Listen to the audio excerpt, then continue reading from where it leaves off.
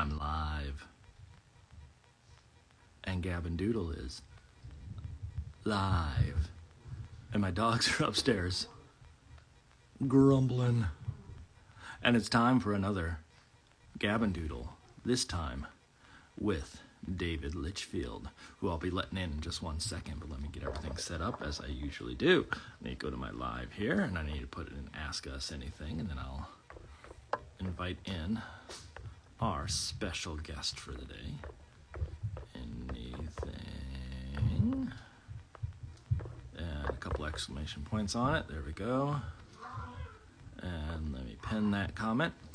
So again, today we're going to be joined by the one, the only David Litchfield, who did The Bear and the Piano, who did Lights on Wonder Rock, who has done this one, which is the one that got us into his work, Earth, my first 4.54 billion years. I'm trying to read it backwards, and it's hard.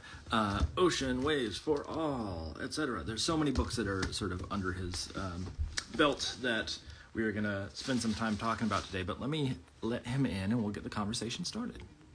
So I'm going to add, and let me find.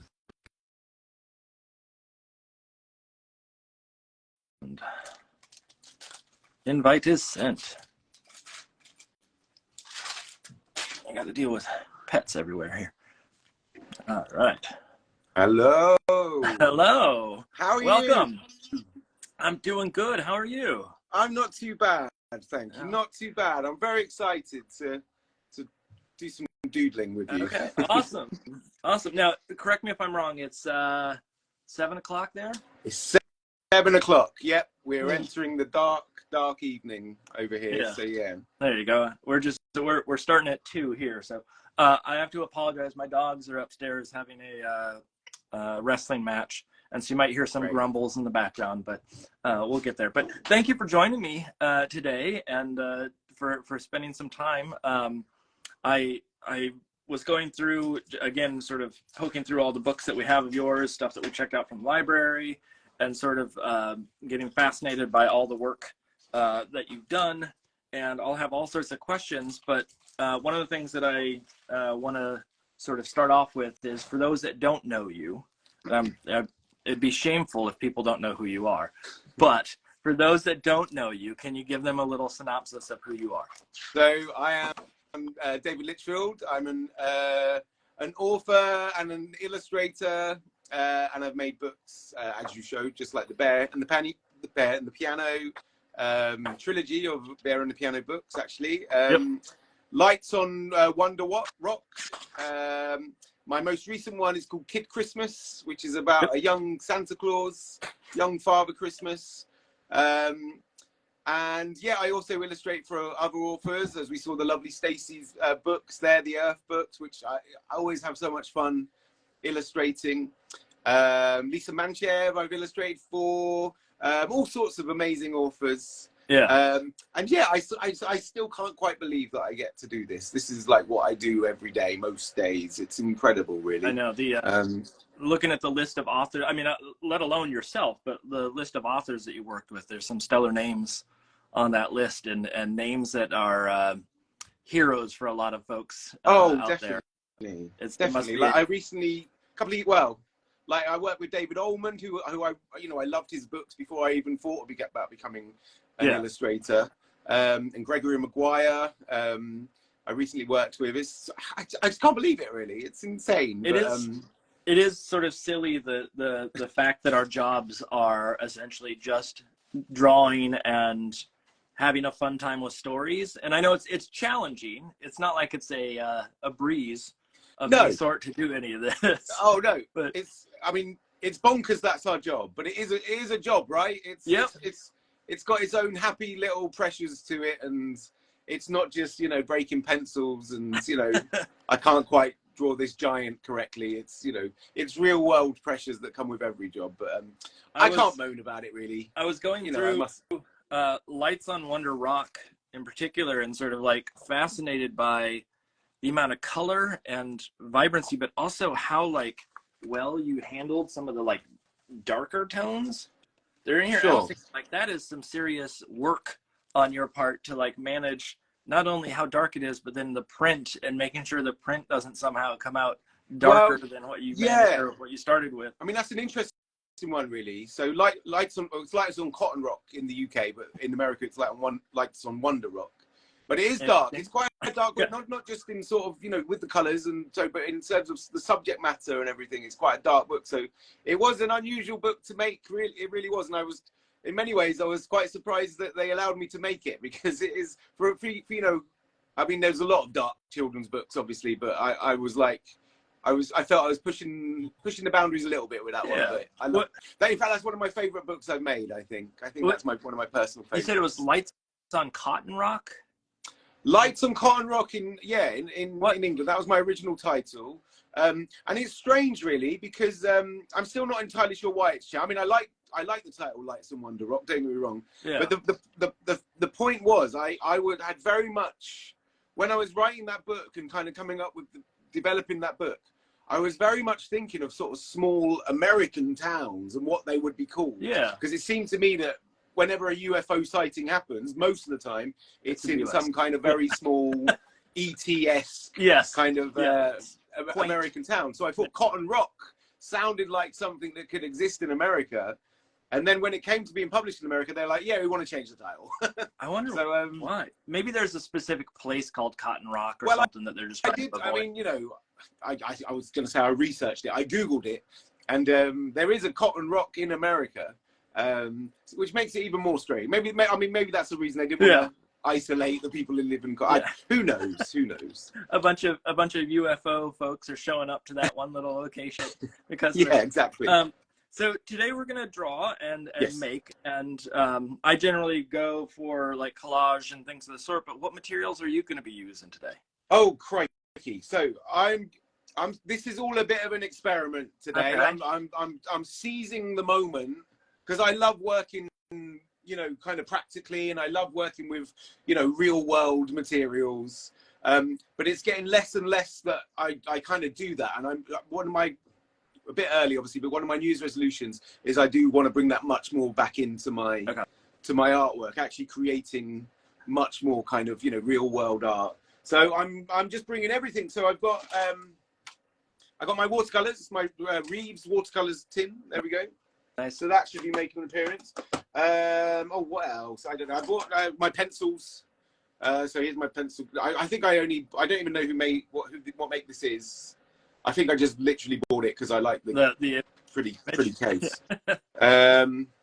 But yeah, they're just pencils. Ebu, I'm guessing, is the brand. I mean, I've never heard of them, but they're really good pencils. So I like using I'll trust you. Acrylic paint might make an appearance. Okay. I'll see how brave I get. What else? Oh, I'm gonna play around with some pens, some Winsor & Newton kind of markers that I've got, which shamefully I haven't really used much of. So, and I'm going to be using some Christmas presents that I got this year. So again, this is something that I got with sort of metallic pencil crayons, which are quite cool, sort of gold and silvers, and so we'll see how they are. And did you? One of the things that what about the surface? What are you using for the surface? Again, another Christmas present. So it is just, I mean, I'm a very easy kind of person to buy presents for because it's just art supplies, basically, as I'm sure is similar to you, Mark. But it's just my brand new sketchbook. So here we go.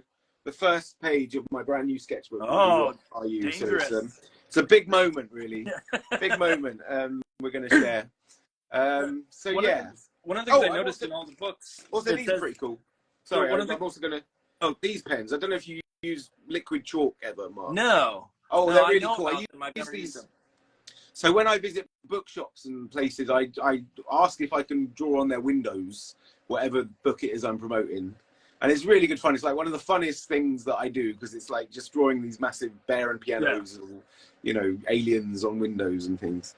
And these are really good for it. These are liquid chalk pens, and I'm going to try and mix them up somehow. I like. I like that idea of drawing on the windows, like offering to draw on the windows. I should get some of those and do the same thing when I do events. Yeah, it's good fun. Like it's a happy challenge, but it's good fun. Yeah, I've done the drawing on the paper, but not necessarily. Who's that on your shoulder? This is Frankie. Frankie, I don't know why hello, Frankie. Frankie's jumping up here, but one of the things I noticed in the books, though, it says that you work in mixed media, and I was wondering because so many of them have such like vivid, bright colors, and like specifically looking at this one, the lights on Wonder Rock here, and some of the like saturated colors. Is this digital through a majority of this, or is this? So with that one, I mean, like I said, I try and include as much kind of raw materials, I guess, as possible, watercolors and acrylics and so forth. But it's generally in terms of like washes, right? It's like I'll do a background kind of wash of watercolor and just kind of be very experimental and kind of blend kind of the colors together. And just kind of, and I kind of like that kind of like see what happens, kind of throw everything at a page and just see what happens. Yeah. So it's generally the backgrounds and well, no, that's not true actually. I mean, I start with the backgrounds, but then I'll kind of have lots of other textures that I've made, or indeed taken photographs of. You know, I'm a big kind of, I take photographs of like bark on trees and concrete. I mean, I drive my family mad sometimes when we go on walks and things. It's like, oh, I just have to sort of take a photo of this tree or this bit of soil or something. I do the same thing for color palettes. If I'm out and about and I see a color palette that I like. Oh, totally. It's one of the beautiful things about being an artist, though, right? It's just sort of noticing. One of the most beautiful things and probably the most annoying things, because it's like, it does kind of disrupt your day sometimes. Anyway, so yeah, it's mainly, but in terms of the books I make now, and this goes back to what I was saying earlier, it's like it's mainly the backgrounds that I'm doing, and I kind of really want to bring more kind of, you know, pencils in to the final artwork, and not just I'm relying too heavily on digital, and I love digital. I love using Photoshop. I think it's great, and it's kind of revolutionized the way I work. But at the same time, I do miss just creating these very kind of, you know, 100% pure kind of pieces of art, which I think is what I want to. I want 2024 to be much more about that. Interesting. Okay. And then today, since we're going to doodle and talk and things of the sort, do you have an idea of what you're making? Well, yes, I do. In fact, Mark, I completely forgot to put my earphones in. Let me just put those in so I can actually hear what we're all talking. So now I can't hear you. Oh, now I can. Now I can. Oh, good. I can hear you. Sorry. Okay. I always mess things up. There was a little skip in it. So what are we drawing today? So, I've had a few ideas, and I mean, I'm probably gonna. So, I need to give you some backstory on this actually. Okay. So, I'm developing. I've been developing for a while now. I think it's probably going to be my first, possibly MG novel, or possibly even young adult novel. It kind of seems to be going more towards a young adult novel. Stroke graphic novel. It's going to be very highly illustrated, but for older people to read. And it's something that I to be honest, I always say I'm probably not allowed to talk about it, but I have been talking about it for about the last 2 years. Lots of people, not just people online, but you know, people in the book community and stuff. And it's about wrestling. I mean, it's quite an odd subject, but I don't know if you were a fan of wrestling. I was when I was little. Yeah, well, I was when I. Are you talking professional wrestling, like the stuff that's on TV, or like Olympic wrestling? Well, no, I'm talking. Well, what we over here in jolly old England would used to call American wrestling. Okay. Which I'm guessing you just call wrestling. Like Hulk Hogan and. Yes. Okay. Hulk Hogan, that kind of crowd. There was a period of my life, and I think it was a happy period. I think it was, and I was very young, and I suddenly just got into wrestling like incredibly deep.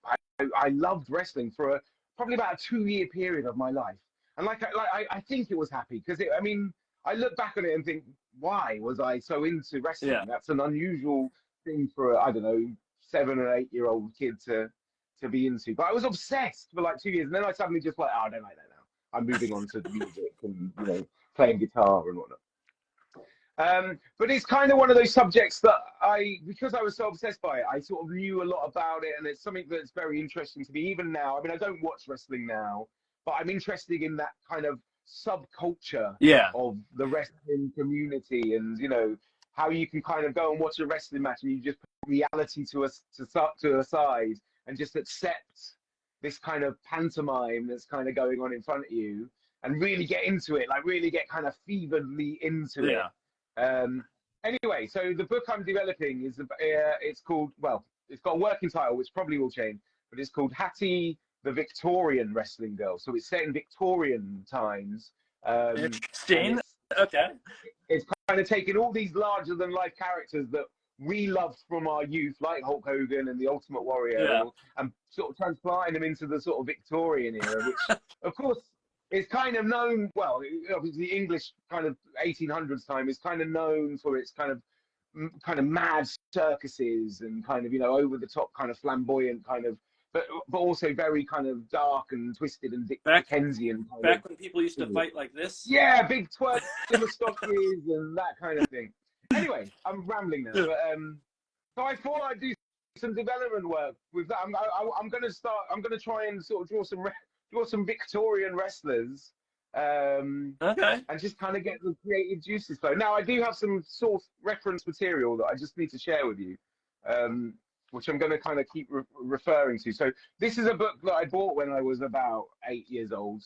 And I bought it from a place called Great Yarmouth. Look at that. I mean, it's very tatty now. So yeah, Championship Wrestling, Masters of Mayhem. And there he is. There's Hogan. Of course. I mean, this is over 20, oh, blimey, 30 years old now, probably, this book. And I mean, it's quite sad, really, because a lot of these wrestlers, they didn't kind of have happy endings. I mean, it's not a sport that makes you kind of live very long. I mean, there's Andre the Giant, and I was watching a documentary about him recently, and his life was horrendous. But I see all these names that I can pinpoint, like Ted DiBiase there, and Sting, and like I was into it for that era, and then after kind of my era. After that era, like I was a big Junkyard Dog and the British Bulldog. I really love British Bulldog and Dusty Rhodes and Dustin Rhodes. Those. Oh yeah, you know them all. That was my era of wrestling. And like since then, nothing. Well, no. So, I mean, I get little snippets of it, and I've got my son's 11, and he's started to watching it, and I don't know how I feel about it, really. I'm a bit like, I'm not sure you should, even though I was much younger than him when I was watching it, but I'm like, I don't know if you want to go down that road, really, but anyway. It depends on the type of wrestling now, because there's some that are very like bloody and over the top, yeah. I mean, I'm in terms of approaching it from a book project. Yeah. The kind of the flamboyance of it, and the kind of story arcs, and the kind of over the top kind of surrealism is now something that very much appeals to me with my kind of story maker's hat on. But yeah, check this out. Talking about that era, this is something that I'm also using. This is the program from SummerSlam in 1992 at Wembley Stadium, which me and my mum, my poor mum, had to take me to get to this. You mean she's not a big wrestling fan? Oh no, she very much wasn't, but she loved me so much that she took me to see the Legion of Doom and people to. So yeah, that's my reference for the evening. Awesome. But that's kind of probably a bit odd. I mean, I was going to draw a bear playing the piano again for old time's sake or something like that, but I thought let's draw some muscle-bound wrestlers. Why not? I do love the idea of you going from books that are like a very cute bear playing piano and a nice thing about the earth and whatnot to wrestlers and the leap there. It's awesome. I dig it. It is a bit of a leap. I mean, the thing is, picture books will always be part of what I do. I absolutely love the medium of picture books. I love creating stories for young children and their parents, and any age really. Obviously, as I'm sure we agree, picture books are for.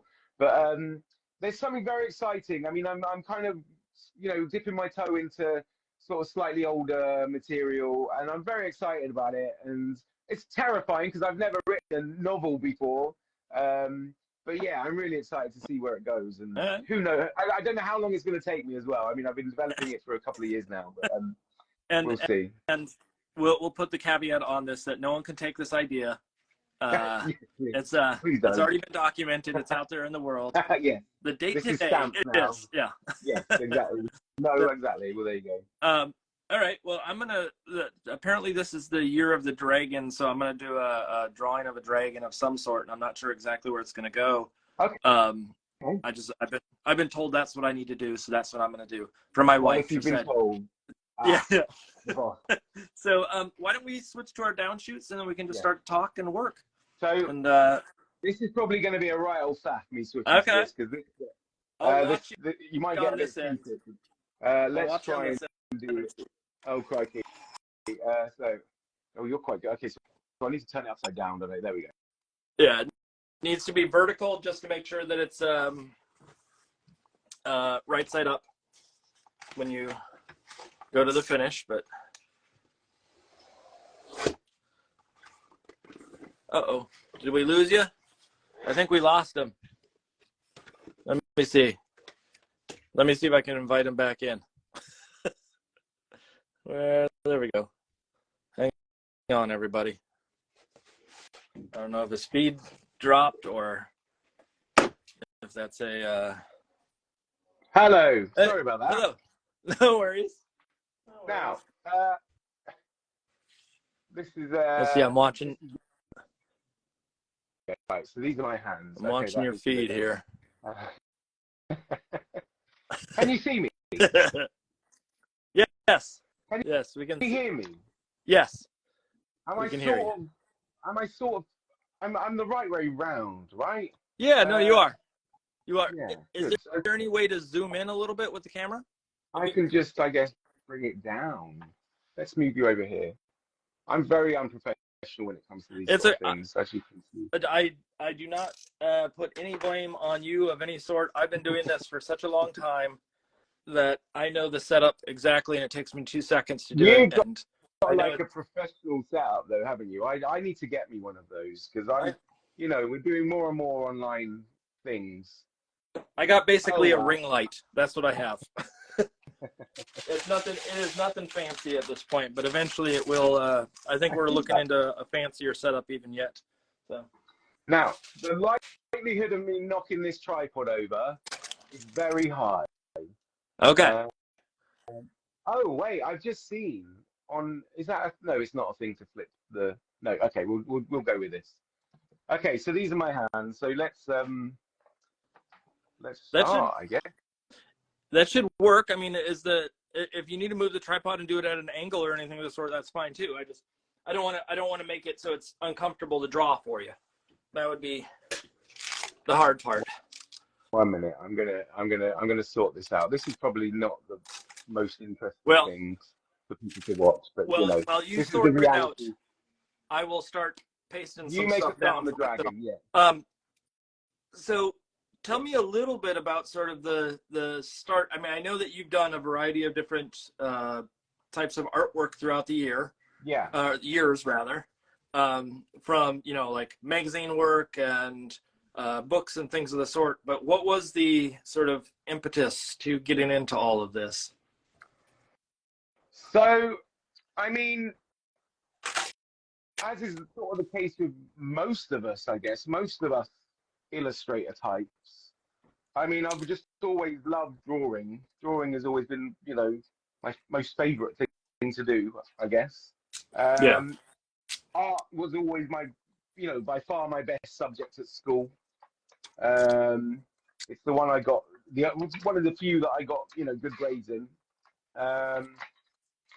It just never fully occurred to me that, art was something that you could do as a job, I guess. It was never really explained to me that this, I'm talking when I was quite young, sort of 9 or 10 or thereabouts. No one fully explained that, art, you can actually, that's someone's job, drawing those great comics that you love and things. And all those cartoons that you love. That's someone's career. 'Cause, you know, most people I knew hated their jobs and, you know, didn't want to do it. My parents included. They were not fans of their jobs. And, I mean, they came home miserable most nights, you know, from work. Yeah, working in the coal mine or whatever it may. Well, no, not quite as bad as that. But, you know, it wasn't far off. I mean, it wasn't as bleak as that. But you know, but it was. I bought a. In fact, it was my nan brought home a book one day. Now I love Asterix. Are you aware of Asterix the Gaul? I'm sure you've heard of Asterix. Yep. Yeah. I mean, that from as long as I can remember, I've loved reading those books and just, you know, kind of copying the artwork and stuff. And my nan brought home a book called The Complete Asterix from the library, and I kind of assumed it was a brand new Asterix book. So in many ways, I was a little bit disappointed when it was like a sort of, you know, making of Asterix book, you know, how they're made and who drew them and stuff. But once I started reading them and you know, sort of seeing the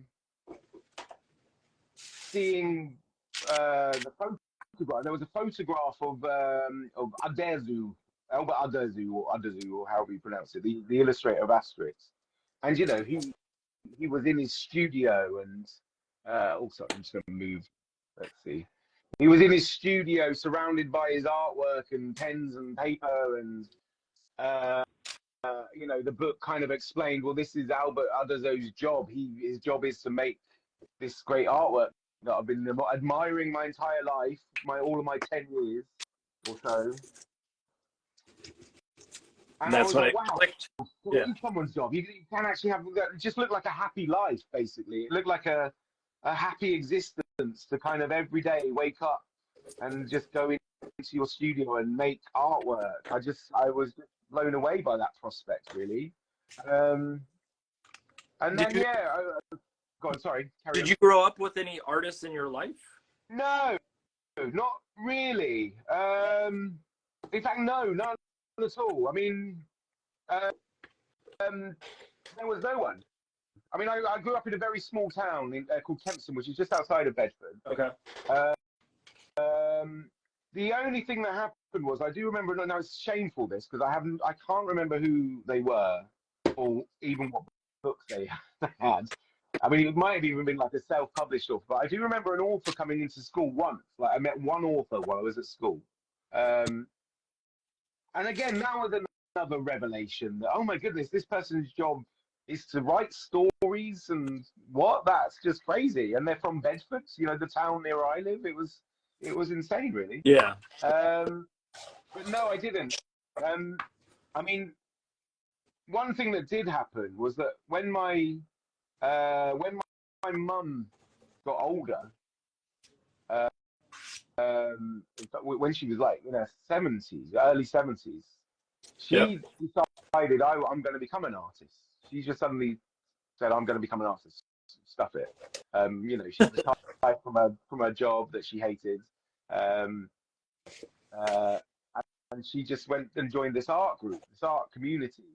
You know, it was kind of for other older people, kind of, you know, art lessons and things. Yeah. And it turns out she was a really good artist. And I'd never seen anything she'd ever done before, but she started creating, you know, really nice pieces of art, really good, sort of watercolors and things. And in fact, the book, Lights on Wonder Rock, Lights on Cotton Rock, she actually did some art for that book. Really?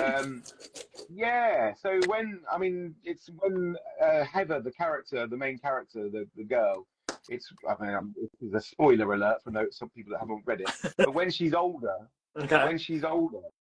she draws a picture. In fact, when she's younger, she draws a picture, and that was actually my son who drew that picture. So it's a very family affair. Oh yeah. Because my son was 7 at the time, so I thought, I know a 7-year-old, and the character in the book is also 7. So let's you know, let's use that. And similar with my mum, I was like, well, the character is now in their 70s. and my mum is in her 70s and also an artist, so let's get her to draw the picture. So yeah, the image we asked, but you know, I would have never have known that she was even interested in art growing up. She had this kind of passion because it just was one of those things that I guess she just she didn't want to talk about, or she didn't even know herself, you know. Does that mean you have to share the profits, all the royalties? No, I paid her in.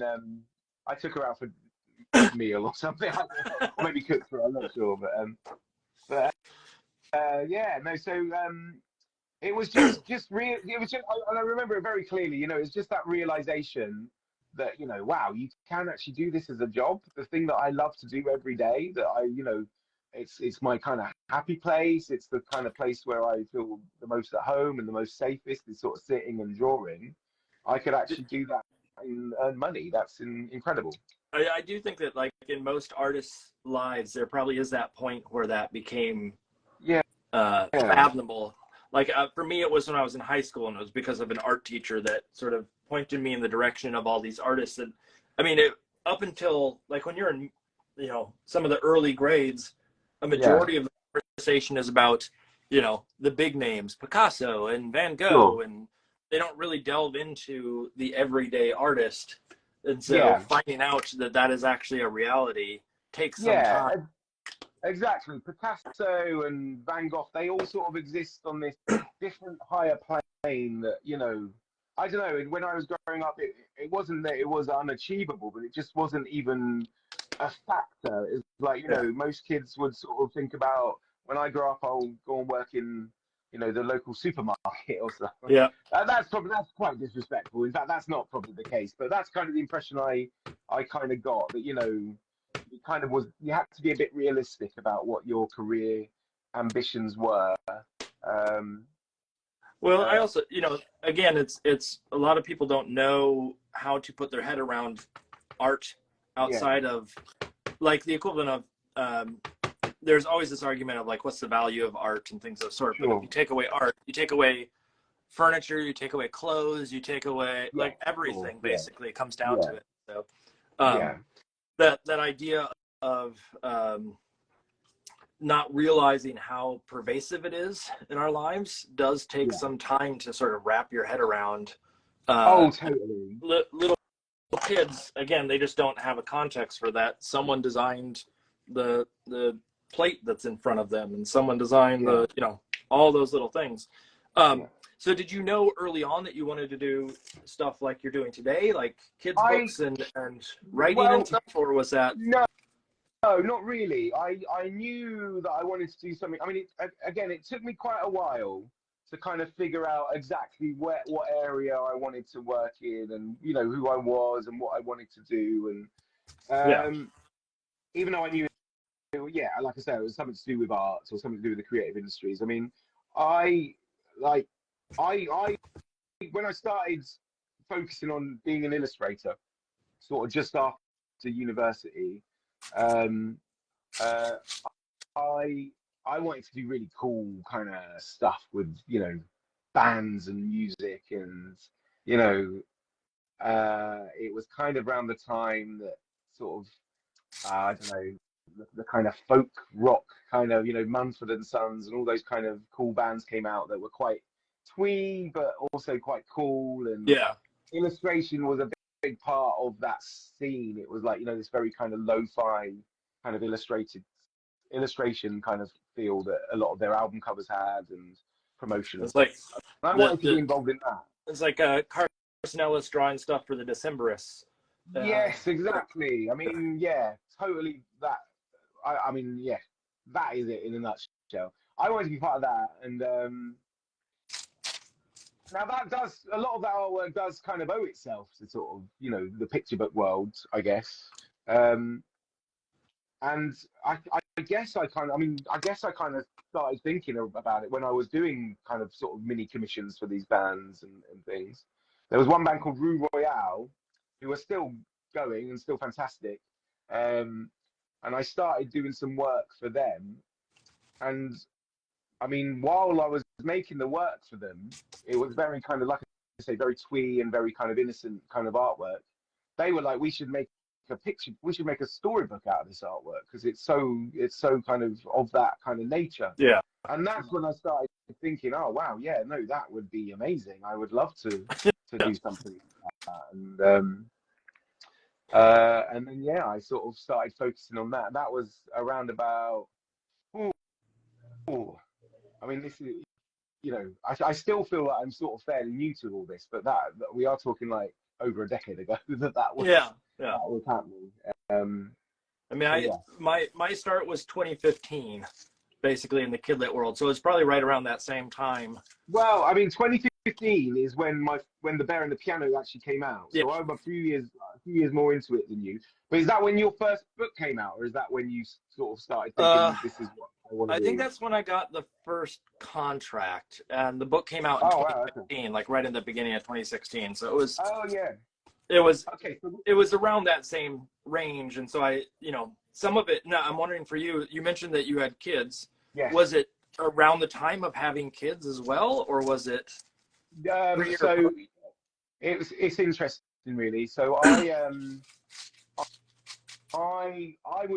mean, we sound like we have fairly similar paths here, to be honest, because I was a full-time art lecturer.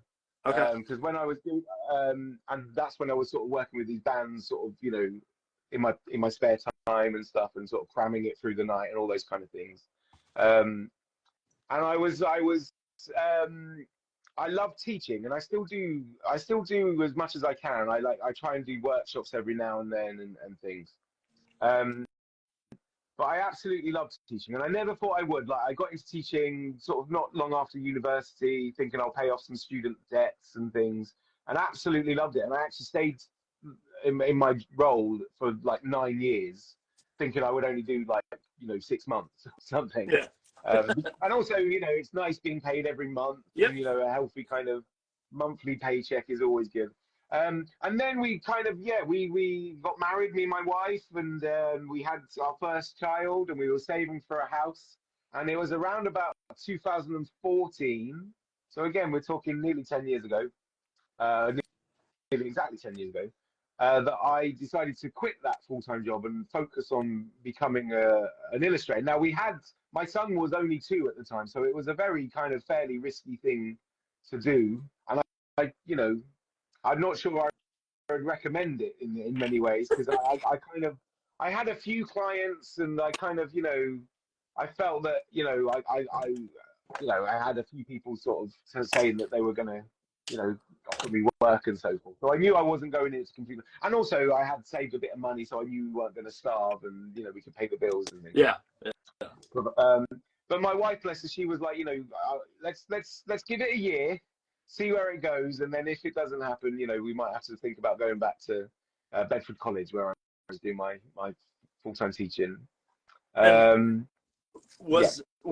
you had your kid, was that something that, like, all of a sudden you were inundated with what do I say, inspiration, or was that something where like for me, that instance of having a kid around meant I was seeing board books, and then I was seeing picture books, and I think you do, don't you? Like, even if it's a subconscious thing, it's like you're surrounded by this amazing artwork, and it kind of reignites, I guess, what you loved about that when you were young, and seeing it through their eyes. Yeah. When you're reading, when you're reading The Tiger That Came to Tea, and or Where the Wild Things Are, some of the classics, and you're like, oh wow, yes, these are incredible. So I guess there is something like that, but I don't know if it's the same with you, but I also was like, just having my son really gave me the impetus to kind of, I mean, like I said, I loved teaching, but I knew it wasn't what I was, I knew it wasn't what I wanted to do forever. Yeah. And I'd kind of got it in my head that I wanted to make art for a living. And having my son really kind of cemented in me that that's what I should focus on. Because I really didn't want to be a bitter dad. I didn't want to be a dad who was like, this could have happened, but I had to kind of settle down, and I had to kind of, be sensible. You came along. And I had to, I had to change you came along and you ruined it all. Yeah. Well, I wonder, like, one of the things that I think is really interesting about the kidlit market is there is a lot of people who are, you know, young that jump into it, and then there's also quite a few people that are retirement age and things of the sort where like they put it off or they haven't had a chance to for a long time. Or they never, you know, the equivalent of you saying like, I just don't want to do this for or teach for the rest of the time, and you really want to put your time into your art, or even your mother saying like, I want to start making art, is that sentiment of like, now's my chance to take that leap of faith that I haven't had the ability to for a majority of my life. Yeah. And so like when I go to events and book readings and things of the sort, there is a age range where it is like really, really young parents. And then there's also the like older crowd that's there studying and are, you know, trying to partake. Let's put it that way. Yeah. I mean, there's something to be said for, I mean, you know, I don't come from a very privileged family at all. Like, you know, sorry, I'm shaking my camera so much. I'm trying to get the right angle here. Yeah, I don't come, there is something to be said for, you know, I mean, I had to kind of get a full-time job. I didn't have sort of any inheritance. I didn't have any kind of, you know, there wasn't a kind of trust fund set up for me or anything, because, you know, my parents, bless them, they just didn't have the means to do that. And there is something to be said for sort of, you know, if you do have that, then by all, I'm so happy for you. You know, that's a great way of doing it. But not being able to take a sort of a year out, or kind of, you know, sort of say, okay, right, I need to, this is what I want to be, but, you know, I don't need to worry about having a full-time job getting in the way of kind of, you know, me pursuing my ambitions. Yeah. You know, those people are very lucky. Unfortunately, I didn't have that. But I guess that's one of the reasons why it is that age range. Like when you're very young and you're still studying, I guess you do have a bit more freedom to kind of pursue it and kind of, you know, go for it. And then when you're very old and you're retired, you also have the freedom. But I mean, there are ways. I mean, what I had to do, like I said, I was doing these kind of jobs for Rue Royale and other bands and other kind of clients, sort of in the evenings. Oh, blimey, sorry. In the evenings, sort of fitting them in. Sorry, I am gonna get the right angle here. I'm convinced I will. It's okay, it works fine. Okay. And then just getting up an hour early to kind of work on or 2 hours early just to work on you know, there are ways to do it. I mean, it's the age-old story, isn't it? It's just like, it's just about commitment and just kind of, you know, finding a way, kind of making time for your passions, and it kind of works. Like, you know, I did it around a full-time job, you know, quite an intensive full-time job, as I'm sure you'll agree. You know, teaching. Some people think it might be easy, but it really isn't. You know, there's a lot involved in teaching. There's a lot of behind-the-scenes stuff for teaching that is yes. people don't understand sometimes. They think you have your summer off, and it's like, yeah, you don't really. You have to do all this work over the summer too, to get yourself ready for the fall or whenever the classes start back up. Let me ask you a real quick question with the idea of you know, working on the stuff with the bands and working in an environment that you wanted to jump into this kidlit, or you wanted to jump into more of a full-time approach. For those that are listening that are sort of concerned about how long it takes, or I shouldn't even say are concerned about it, but there's lots of people that expect it to happen fast, and there's some people who think it will never happen. And can you give some sort of background about sort of like the reality of what it took? You know, how much time, how patient should people be? Are there tricks to sort of see yourself through that struggle of trying to find your voice, or trying to find the artistic outlet for yourself? So it's an interesting one, really. So, like, I was always really worried that I was getting too old, that I should just sort of focus on, you know, teaching, that I should just sort of, you know, this is probably what, you know, what I can do, you know, within my means and so forth. But and you there is the dreaded, you sort of think if you haven't done it by the age of 30, then are you going to do it? And that's kind of just nonsense. Is something that I've kind of discovered that through living it basically. Yeah. Because I was 33, I guess, when I started when things started happening, sort of in the publishing world. Okay. 34 actually.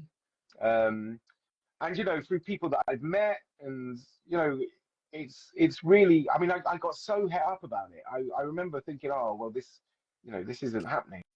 You get very frustrated.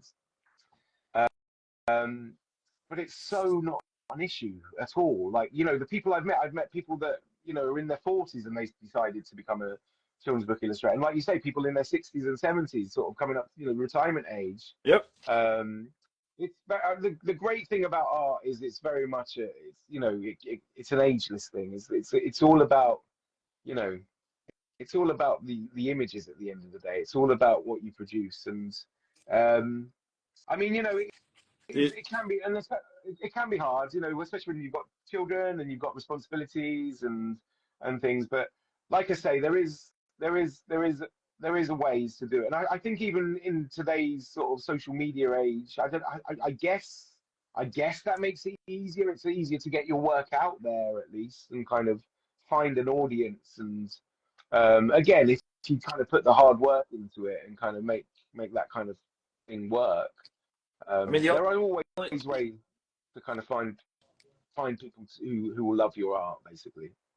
The thing I would add for those that are like coming back to it late in life, the only thing that I would throw in there as a caveat is just making sure that you're looking at current and understanding the market of today versus sort of the market, like the equivalent of, like, if I were to go back and say, hey, I want to be a kids book illustrator in the 90s when I was sort of going through school and things of the sort, with a very different approach, and there was a very, very different method in which you contacted people, and the look of the stuff changes over time. And so as long as you stay up to date on some of that, or at least be, not necessarily that your work has to look like stuff from today, but as long as you know what's going on, you should be okay of sorts. And so and I think that goes for anybody. That has nothing to do with like how old you are or anything of the sort. I think in order to be good in this market, you need to have an understanding of the market.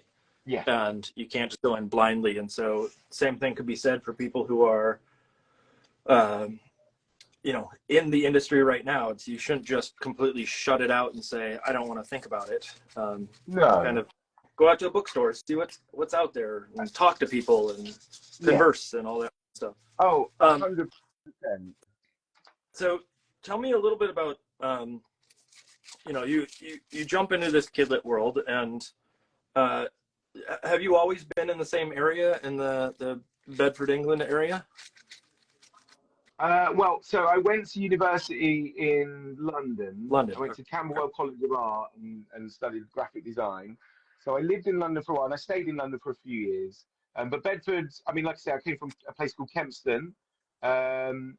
Bedford is sort of just up the road from Kempston. And when I was growing up, I couldn't wait to get away. I couldn't wait to get away from Bedfordshire. But as you get older, I guess, I don't know, I just started to really appreciate my hometown and wanted to come back and stuff. So yeah, I've been back in Bedford for a good few years. But yeah, I've since I've become an official professional children's book illustrator, I've been in Bedford. Well, the reason I ask in particular is just that you mentioned before that there weren't a lot of artists around, and I'm wondering when you were, or you didn't know a lot of artists when you were growing up, at least. But I'm wondering, is sort of jumping back into the old hometown, do you feel like you are able to connect with the art world in the same way that you did while you were in London? Or is it something where, like, obviously remote, we're all sort of working remote nowadays, but I'm wondering sort of that transition of if someone's out in the middle of a country and not in the heart of a city like New York or London or things of the sort, are there ways to communicate and be part of that art community? So two things about that. First of all, Bedford's like in the past, I don't know, 15 years has like changed so much. And I guess this is kind of happening in a few places where like prices. I mean, we're not far from London. Yeah. We're like an hour away on the train from London in Bedford. And it was always the case that, you know, if you were a little bit kind of creative, like if you was a musician or if you was an artist or something, you probably by the age of 16 to 18 be thinking about getting out of Bedford and moving to London, or, you know. But then I guess prices just got so crazy, sort of moving, you know, house prices in London, that more and more artists decided to sort of stay, or at least, or return to Bedford, or you know, move here from London. So Bedford has become quite a cool place at the moment, which again I would never have said sort of when I was growing up. I mean, it was, you know, it probably was always there. There was always these little pockets of kind of creativity and stuff. But now it's, I mean, there's so much going on here that I can't even keep up with it. You know, we've got a group called the Circus of Illustration, who put on kind of illustration events. They do a drawing, a drink and draw kind of evening every month, and do an exhibition. We've got there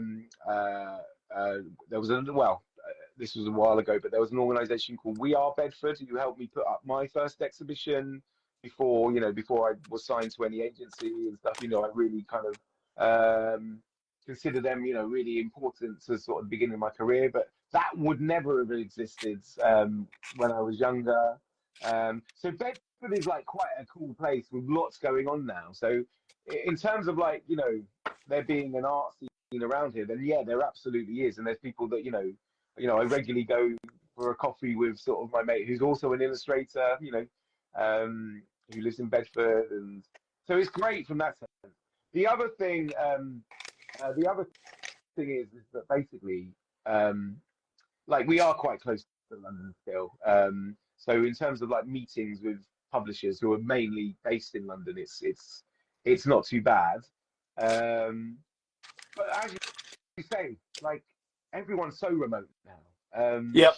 But I do guess that has always been the way for the freelance illustrator ever since people were freelance illustrators. Because I mean, I always assumed sort of, you know, that Quentin Blake and Roald Dahl used to hang out and kind of, you know, chat through their ideas and sort of, you know, I guess they kind of didn't. I guess they were just kind of both freelancers working from home.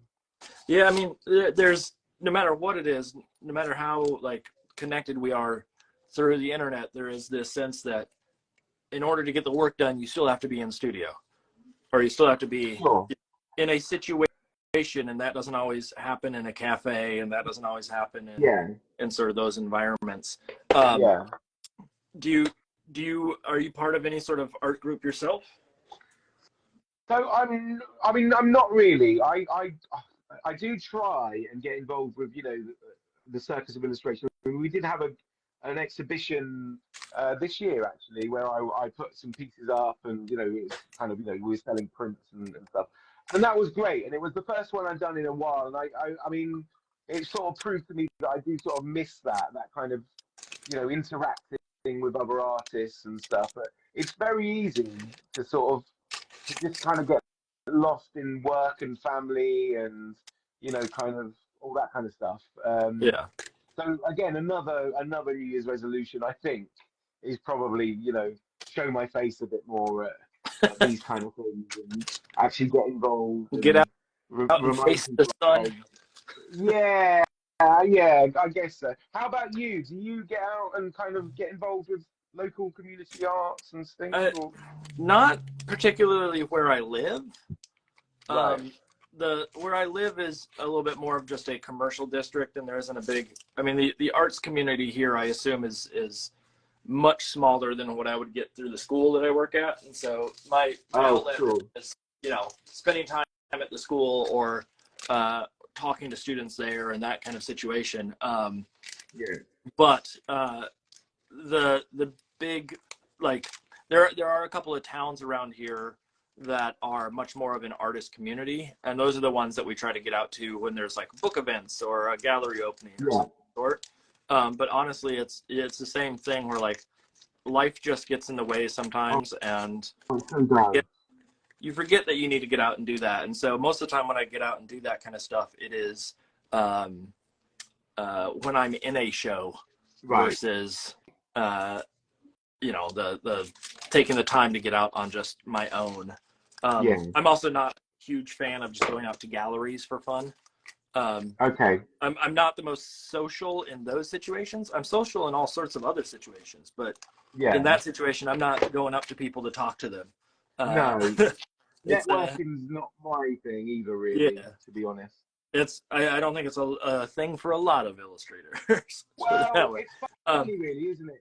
We're kind of sitting on our own most days, surrounded by our own thoughts, and then all of a sudden we're like asked to go and do events and kind of, you know, face big crowds and things, and it can be a little bit scary sometimes when you're not doing it all the time. Do you get asked to go to like school events or to book readings? I do. Quite often? I do. I mean, I love going to school. I actually kind of ask. I say, look, I would love to come to your school, but if there's a chance I don't have to do an assembly, that would be great, because it just gives me the heebie-jeebies kind of standing up in front of, you know, 300, 400 kids. Yeah. Even though they're always lovely, but there's just something. I guess it's from my, you know, I used to hate that when I was a child, and I kind of hate it now. But I love doing workshops. I love going to schools and kind of spending, you know, an hour in a class, or just kind of drawing with a group and, you know, making up stories. That's one of my favorite things to do. And I love going to bookshops. You know, bookshops are, you know, doing book tours and things. And, you know, festivals and things. I've been involved in a lot of those. You know, we did the Edinburgh Book Festival, but I generally, like a few of these ones, like the Edinburgh Book Festival and things, I generally get my friend Rebecca, who is a fantastic musician, to dress up as the bear and play the piano. Bless her. And I kind of hide behind that in a funny way. So that makes that sort of more bearable, no pun intended, more bearable to do. Now, do you pay her for that, or does she just do that on her? Well, you know, we generally split the costs, so you know, most of them are paying gigs. Yeah. So we kind of split them, and I just find that because she becomes the star of the show then, and she's much more used to it. Like she's a musician who gigs all the time. She's used to it. I mean, not dressing up as a bear. I mean, that's, you know, she's usually very cool and plays in sort of indie bands and stuff, and but yeah, so sometimes she dresses as a bear. But yeah, no, I do. I mean, it's like I say, I find it unusual, because it's like, oh well, I've spent most of the year sitting in my dark kind of garage drawing pictures, and now you want me to go and kind of become this kind of big entertainer, you know? And I just find it a little bit jarring sometimes. But that's not to say I don't love it. You know, it's always great fun. It's funny to me because with teaching, I'm used to being in front of a larger crowd, you know, like a handful of students doesn't bother me, but there is something very different about being in front of a bunch of little kids who have expectations, or, you know, and no matter what you do, they're probably going to be in love with it of some sort, or they're not going to judge you the way you're thinking they will. But it is something wherein it does take a different mindset to get you there. I see on our feed here, Steph O.Q., something like that, says, do either of you have any book festivals you enjoy attending or presenting at? Oh, wow. Well, so yeah, this sort of builds on from what we've just been talking about, but I really love the Edinburgh Book Festival. I went there a few years in a row, actually, and it was pre-COVID the last time I went. So Mark, have you ever been to Edinburgh, the city? Have I ever what? I'm sorry? Been to Edinburgh?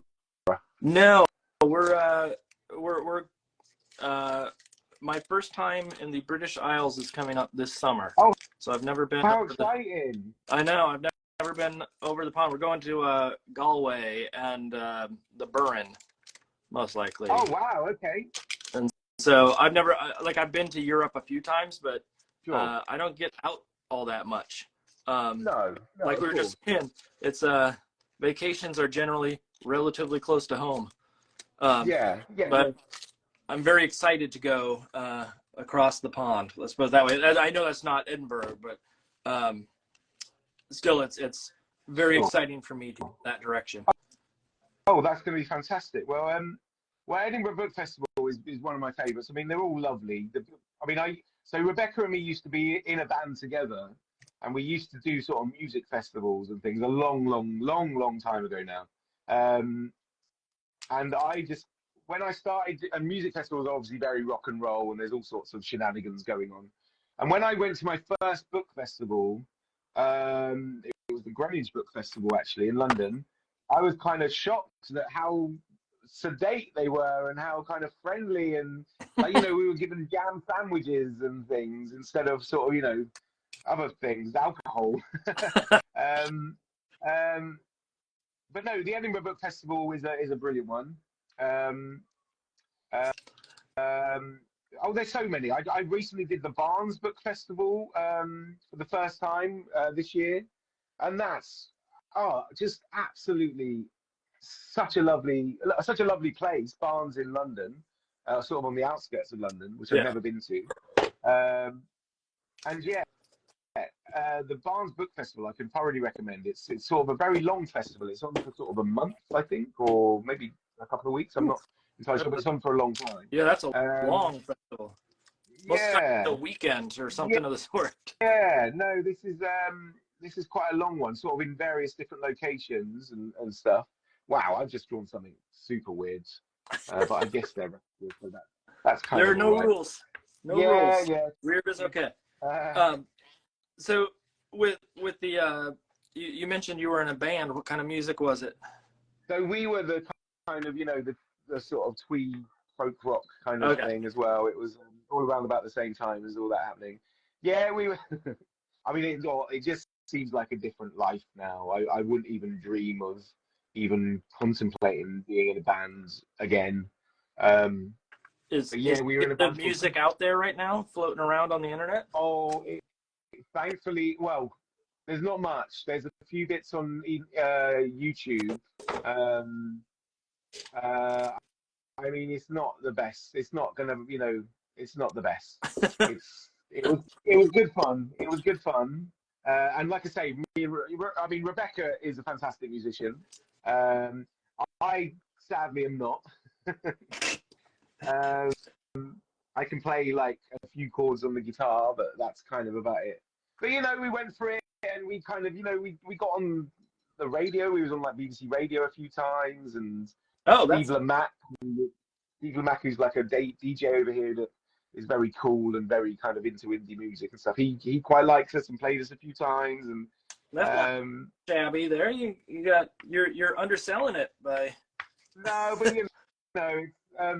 it was fun while it lasted. But again, it was one of those things where I was like, this is great, but I know it's not what I'm here to do, and I enjoy it. And I mean, I used to make all the artwork and stuff, and that was what I really enjoyed about being in a band, is sort of doing the artwork and things. Not the groupies and the costumes and all that.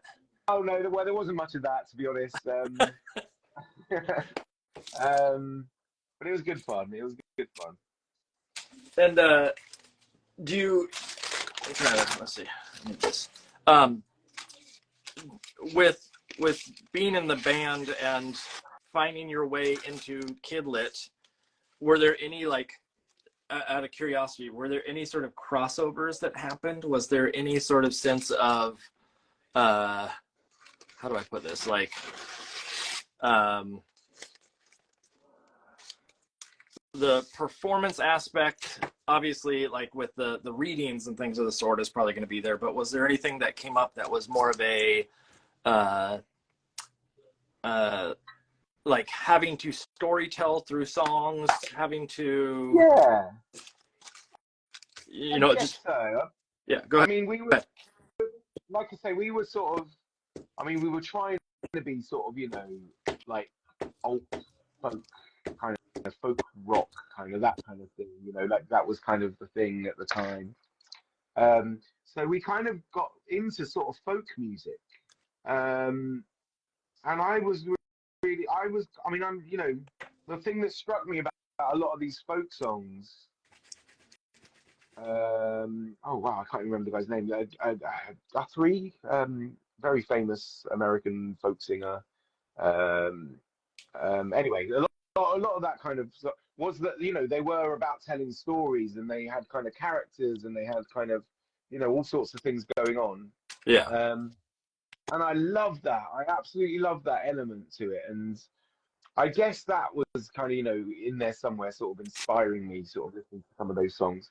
But I guess also, you look at the Bear and the Piano, the storyline of that, it's about a kind of musician, essentially, kind of, doing what they love, kind of, following their passion and kind of stepping outside their comfort zone and stuff. So it probably kind of did influence that in a funny way. What instrument did you play?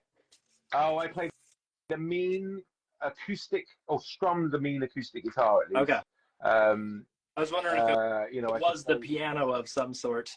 That was your. No. I'm very bad on the piano. Okay. I mean, that's one of the questions that I get asked the most at these kind of school events and stuff. Is like, so do you play the piano? And I'm like, and there's generally an air of disappointment when I say I'm terrible on the piano. There was one school event, actually, one of the first ones I did, and bless them, they didn't know, but basically they had a piano waiting for me, and they kind of assumed that I played the piano, and they were like, well, do you want to just give us a little tinkle on the piano? And I was like, I'm really sorry, but I really, really can't. You'll be horrified. I think you should have gone for it and surprised them all with, and just pretended that you thought you were really good. Yeah, it's just been really awkward. I mean, I could have pretended to be some kind of jazz kind of, kind of freeform jazz musician, but no. One of the things that comes to my mind whenever someone's like into music and they do a book that has music involved, or visuals of that sort, is always like, how accurate were you with the instruments? And like, the equivalent of the dinosaur books, like little kids are going to pick apart a dinosaur book. And I imagine same thing with music, that like any musician that sees that book is going to go, that you made 87 keys instead of 88 keys, right? Oh man. I know. I've been fairly lucky in terms of that. Not too many people have picked me up on, well, if the bear was actually playing this piano, his claws would have been too big and all this kind of, and also, I think one of the great things about kid books is you can kind of just go for it, and hopefully the audience just kind of go for it with you. It's always kind of, grumpy old kind of adults who ask me questions like, well, why is there a piano in the woods? What's this piano just doing abandoned in the woods? Whereas, kids will generally go, okay, there's a piano in the woods. Let's just go with this. Let's just not, let's not question it. Let's just go with it. Yeah. No suspension of belief. Yeah, totally. Right. How am I doing? Are these kind of wrestling? Do they look kind of wrestlery? I guess they kind of do. They look like what's his name? I can't think of his name now. He was big and bald. Bundy. King Kong Bundy. Yes. Yeah, I think that's because they're all bald. We need to maybe give them some hair. Okay, I'm impressed with myself for being able to pull that name. King Kong Bundy. It's been a long time. That's the thing with wrestling. It's like, it's so, I don't know, with me, it was such an intense kind of passion that even though it's been like, decades since I've actually sat down and said, I'm going to watch some wrestling, it stays with you. I don't know. It's an unusual kind of thing, I guess. It's one of those passions that sort of is embedded in you, which again, I'm not entirely sure I'm happy with that, but I guess that's just the way it is. There was an era where I used to watch like wrestling and stuff, and there was this amazing show that I can't remember what it's called. It may have been just Roller Games. Honestly, I think that's may have been called. And it was a roller derby / wrestling / hair metal band. Wow. It was on for like a year or 2 years of some sort. And it was easily more showy and more ridiculous in a way than what you would get in the wrestling at the time, because they had an alligator pit that they would throw people into. Oh, wow. I mean, it was amazing. Yeah, it was wild. And it only lasted, like I said, only a couple of seasons, I think, at max, maybe even only one. But it was a fun ride while it was happening, and I remember watching that even more than I watched the wrestling at the time. What was that called? Roller games or something like that? Okay. Well, I'll have to YouTube. Yeah, it's on YouTube. If you YouTube, you will find it. Yeah. And hopefully be happily surprised at how glamorous it is. Yeah, my wife's on here, and she said I did do a whole gallery show that was all old school wrestlers, and I think really? Yeah, I did about, I want to guess, like 24 of them or something like that. So what, you drew the wrestlers? Yeah. It was a show about Americana, and so I pulled out all the old American wrestler, or the American wrestling sort of stuff. So it had all the classics, and I learned about a few of them, but like Brutus the Barber, Beefcake, and Superfly Jimmy Snuka. Oh wow! Okay. Like it was a whole cast. I mean, I had to do a bunch of them. I need to see this, because this is good stuff for me. I'll send. I don't know if it's up on my site anymore, but I will. Okay. I will dig the files out, and I'll see if I can send you the files. Well, it's funny you should say, Americana, because I mean that is kind of what got me obsessed by it. Because I mean, like I say, growing up in Kempston, just seeing this kind of alternative universe that was kind of, that was America essentially, and all these different, I don't know, it just had that kind of feel that I was really, I mean, obviously it's very fake and the characters are over the top, but like, all the characters were sort of, the big boss man was this very kind of, tough American cop. And, I don't know, Sergeant Slaughter, this kind of, this soldier who was American, but he sided with the Iraqi people, and it was very kind of strange kind of storylines. But I felt that I was really kind of getting this insight into America, which was fascinating. And I guess with this book, I'm sort of transporting that from America into the sort of Victorian England era, and I just think it's quite I don't know, it's going to be quite a cool challenge to do. There are characters that have that big of a personality. I mean, like when you say that, like all the characters from that era were personality. It was no one was like a book nerd. No one was like a boring. I mean, there were like people who were supposed to be nerdy, but they were these big hulking guys, and they would get angry, and things of the sort. But with the Victorian era, do you have all sorts of like personality for people in your head, or is I do. I mean, yeah. So I mean, it's funny you mentioned Brutus, the Barber, Beefcake. So we have a guy called Boris the Butcher in my book. Again, not giving too much away. Don't. So it is. It's kind of and there's one, again, I'm probably giving too much away, but there's one character that I've been thinking of who, like, have you ever seen a Victorian diving suits? Yes. I mean, there's no, it's like a big kind of, it's like Iron Man, basically. It's like this iron kind of suit that they used to go underwater in. And I thought that could be a character. And, again, it's very much inspired by kind of, like I say, the kind of circus culture of Victorian times. And so, yeah, it's still very over the top, but very much of that time. And I'm just really excited by it. I mean, I'm probably not selling it too much, but I'm really excited about it. And in terms of sorry, Mark. I was going to say I'm going to buy it when it comes out. So good. Thank you. There is an audience for that. There is that's good to know. But it kind of covers. I mean, obviously, it goes a lot deeper than just being about wrestling. It's it's a story that I'm really passionate about in terms of underestimating people, and Yeah. kind of following your passions, even though a society is kind of telling you not to. We're talking about the Victorian era, where I mean, I always remember being fascinated when I was growing up, learning that kind of female authors in those times had to pretend to be male authors. Yeah. When I first learned that kind of blew my mind, that's how women had to kind of pursue their dreams. They had to do it under by pretending to be something they're not, and it's going to kind of touch on things like that, which probably does have a few too many kind of connections with the world we're living in today. Too many. Yeah, I was gonna say I don't know how far off from that same concept we are currently. And it's just kind of also growing up with sort of toxic masculinity being everywhere. Yeah.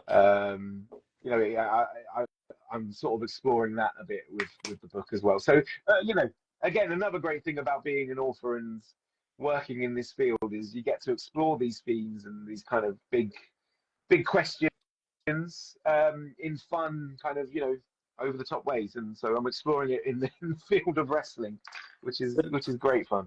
Let me ask you a question. This is sort of a loaded question because I've never even thought about this before until you just mentioned that. But the idea of there is this, like, in Kidlit, there's always been a big presence of male authors and illustrators through a lot of history, primarily because women weren't given the opportunity. Sure. And we're hopefully correcting for that as we go along. But I also know there is also there are certain jobs that are considered like more manly, or like working in a coal mine is like you're big and tough if you do that, or whatever it may be. Being a wrestler, you're big and tough. And the idea of jumping into Kidlit, I've never really thought about like the perception, and do some people hold back on doing something that is like, I just want to write about cute bears and bunnies and things of the sort, because of that perception, or because they would somehow be seen differently. I mean, obviously there's lots of people that do it, so it's not like it's unheard of, but it's just an interesting sort of question that popped into my head. I would think that there are. I mean, all the people I grew up with are absolutely lovely about what I do, the ones that I've met. But I know there are probably people that, I mean, well, there definitely are. People who are like, well, come on, you need to get a proper job. You need to get you need to do what we're doing. I don't know. It's an interesting one. I mean, it's not a traditional job, is it? It's not something that it's an unusual career to pursue. And there probably are people, and like I say, I probably grew up with quite a few that kind of think what I do is really strange and really, like I say, not a proper job, that not just for a man, but not a proper job for anyone. Buddy, yeah. But I guess everything's about kind of I mean, I do think progress is being made in a lot of areas. I really do. I mean, there's still lots of work to be done in every kind of walk of life when there's prejudice against anything. But I do think progress is being made, and one of them is hopefully the kind of jobs in the creative arts are not the kind of not as ridiculed as they once were. I don't think. No. Like you said at the very start, the realization that art is everywhere, that art is part of life. Like everything you see has been someone's passion project. The chair that I'm sitting on is probably someone's blood, sweat, and tears has gone into making this chair. And like you say, the plates that you eat off, they're designed by someone who has a passion for that kind of thing. And then I think that realization is kind of something that over the last 20 years, definitely since I've left school, like I say, this career that I'm following was very much not something that was ever said to me that this could be something you do.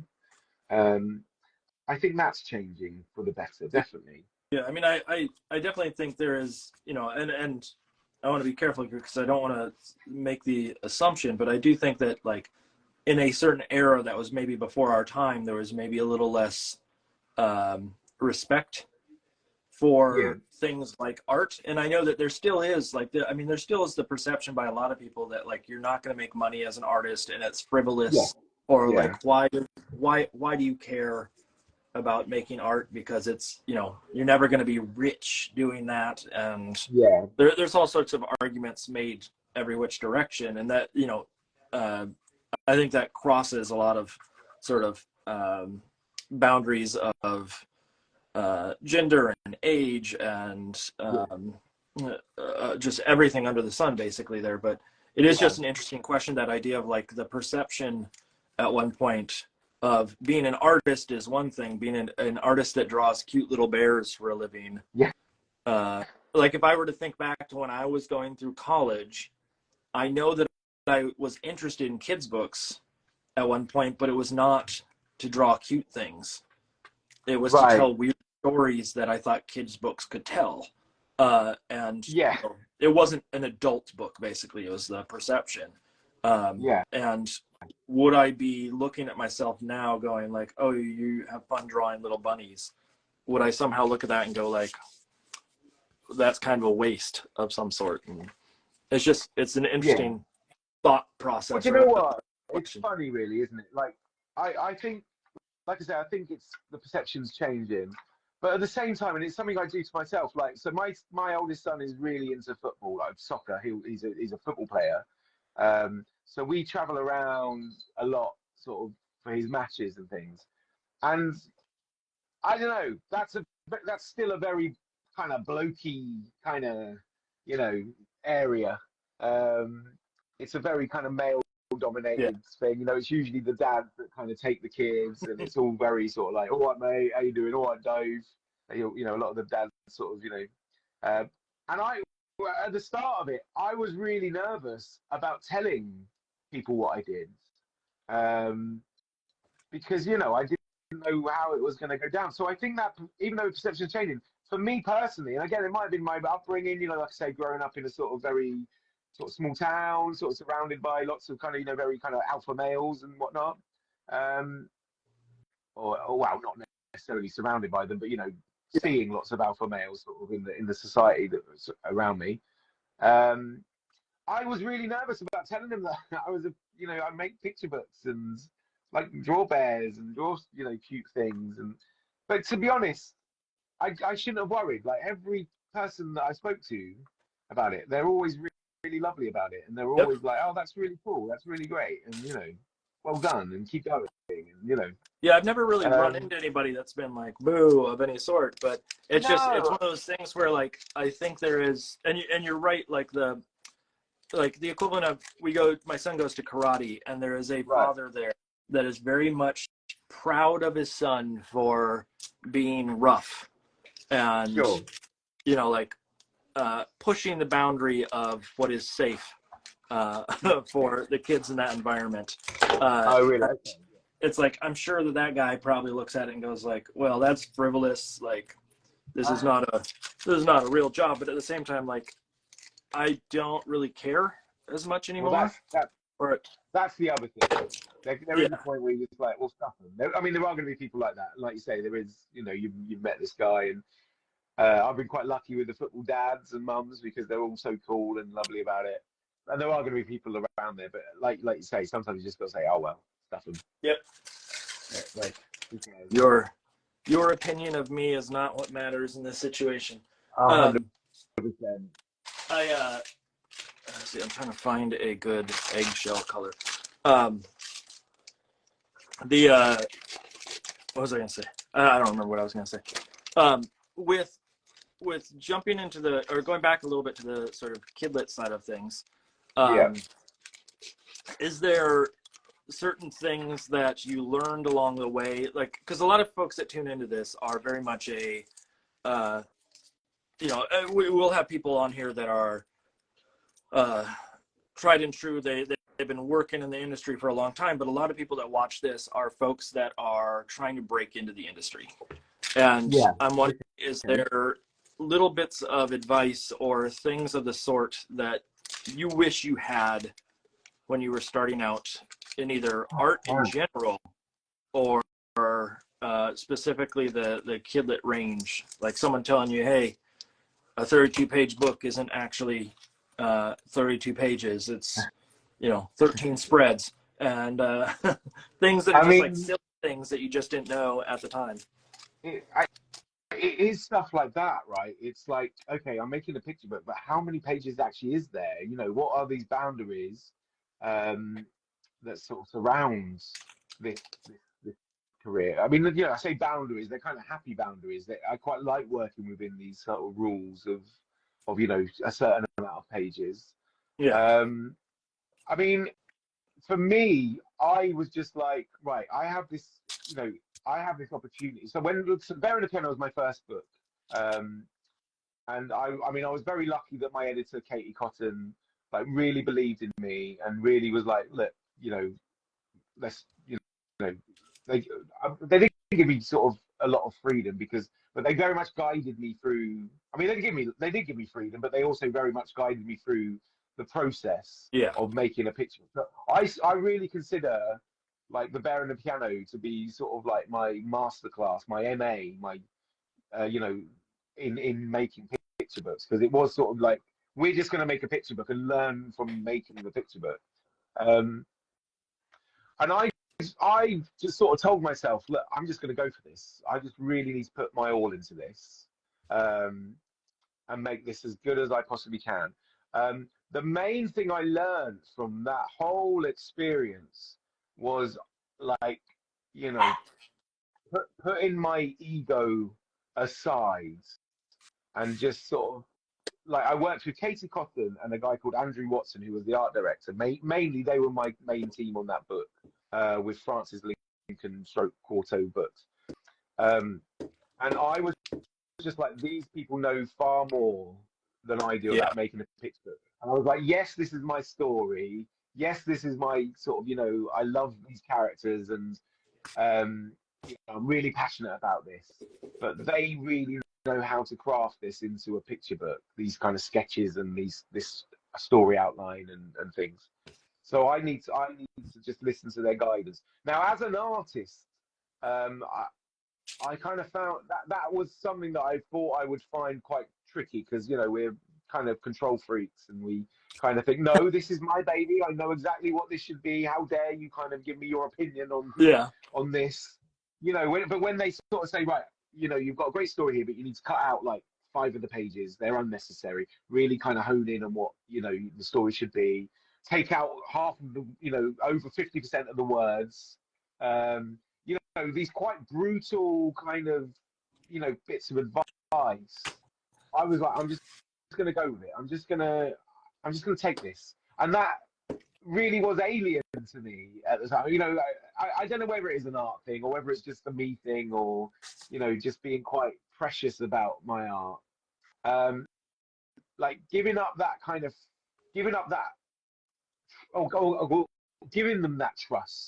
in that they know what they're talking about, I think was the biggest hurdle that I had to get over. And I'm so thankful I did, because the Bear and the Piano, I couldn't be more proud of that book. In terms of that being my first book, it opened so many doors for me. It's kind of it's gone everywhere around the world, and all these exciting things are still happening. There's still talk of stage shows being made of it and everything. And, all those kind of things. And I will be forever grateful for what that book did and what Katie Cotton and Andrew did someone that could dress up in a bear costume and probably play piano, is my guess. Yeah. In a stage show. Are you auditioning for it yourself? No, I'm saying your friend that goes and dresses in the bear costume. Well, yeah. Absolutely. I mean, should be awesome. If it does happen, I would want her to be involved in it somehow. Yeah. But yeah, no, so it's kind of, I guess it's kind of like trust, or I mean, it's hard to say this really, because it's luck as well. Like, I was very lucky that I happened to be found, I guess, to be discovered by Katie Cotton. I mean, I was discovered by my agents, but they passed my stuff on to Katie Cotton, and she was like, I want to work with David. Yeah. So I was very lucky. But if you can find people that you really trust, or the opinions you trust of these people, then just kind of allow their advice to kind of take it on board, basically. Yeah, that rings true for me too. I think I really struggled at the beginning with this. Yeah. Wanting complete autonomy over the book, Yeah. and wanting to, well, it's my book. I know what would work best, and not willing to give up to, I think it was different when it was someone else's book, and my first book was maybe a little bit. It was a smaller publisher, and I probably had a lot more leeway in that book than some of the later ones. But I do think that there's this very much a sentiment of like, well, I know best for me, and you do have to really have that trust. That's a very good answer to sort of, or a good thing to relay to people of like, it's the people that are working with you are doing this because they want the best for it. They want the best for you. And it's not that they're trying to work against you, even though they may say something that feels like it hurts a little or stings a little at times, not with an ill intent of any sort. Totally. Like I guess that's another part of it. It's like, there's brutal honesty that comes with this job. It can be quite savage, some of the notes, some of the feedback that you get, and it's kind of like, it's another impossible thing, but it's like, try as hard as you can not to take that personally, because it is only given with the best intentions. I'm on the other side of it now in many ways, so I get I get lots of emails from sort of people that want to be kind of doing what I do, and they send me their scripts, and when I have time, they send me manuscripts, and when I have time, which is not often, I'll be honest with you, I do sort of read it and just kind of give feedback. And sometimes I feel that I have to be as honest as possible with some of this feedback, because if I see a spark of kind of there's something about this book that's really nice, I want it to be as good as it possibly can be. And I think the only way to do that is to be honest. And sometimes I feel really horrible, but sometimes I'm like, look, this bit needs to change. This bit's not going to work. Or this, sometimes I get sent drawings. And I'm like, right, I think you need to sort of go away and develop this more, because there's something there. And I guess you get this with teaching, right? And I guess it comes from my teaching. We're critique. It's all critique. Exactly. And if you grew up in an environment with critique, it's very easy to, or I shouldn't say it's very easy. It is easier to understand that people are doing it with the best intentions. If you've never critiqued before or had someone critique your work, it can sound a little harsh sometimes, but it also, there's methods to critiquing that make it easier on people as well. Of course. The crit sandwich. Do you remember the crit sandwich? Yeah. I do. So we called it the praise sandwich. Where you give 2 bits. I guess it's the same, where you give 2 bits of praise and 1 bit of criticism. It's good, bad, good. Sort of exactly. And there's ways to make it more palatable, but I do think the honesty, or the way that I've always dealt with teaching is I'm not there to tell someone that their work is bad or is good. It's more give them the practicality of the situation. Right. Like if they drew something that's a little funky, well, then I want them to know that when it goes to production, that these are going to be the issues, and the art director might come forward with a question about A, B, or C, and it's your job to address that situation. And sometimes that's a lovely conversation that is nice and easy on people, and sometimes that can be a little harsh depending on sort of how much they've been through critique or things of the sort. What did you teach? What kind of classes were you teaching when you were teaching? So I taught, so my degree was actually in graphic design. So I went to Camberwell College and studied graphic design, which I liked.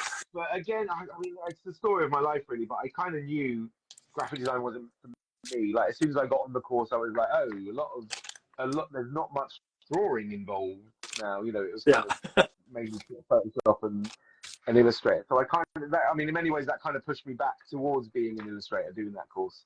But because my course, because my degree was in graphic design, I was asked to teach it. So I taught graphic design, which again, you know, it was a fantastic experience. I you know, met so many lovely people. All of the students were great. But yeah, again, it was something that I was like, I'm not going to be doing this forever, but I'm glad that I did it. So yeah. Do you find one of the things that I always tell my students, and I don't think a lot of them love to hear this, in the program that I teach in, we have graphic design as a required course that they need to go take, either graphic design or some typography. And I'm wondering, especially in the kidlit world, you're dealing with books that, you know, inherently are primarily driven by visuals, but also have an element of writing that goes along with them. Actually, that's inherently the kid is going to see the visual first. Let's put it that way. But typography and understanding how a designer works is so important in a situation like this that I tend to tell them that, like, don't ignore the idea of understanding where, you know, how type works and how you lay out a page, and to make it easier on the team that you're working with or the designer that you're working with. Do you find that that background gives you any insight into the production?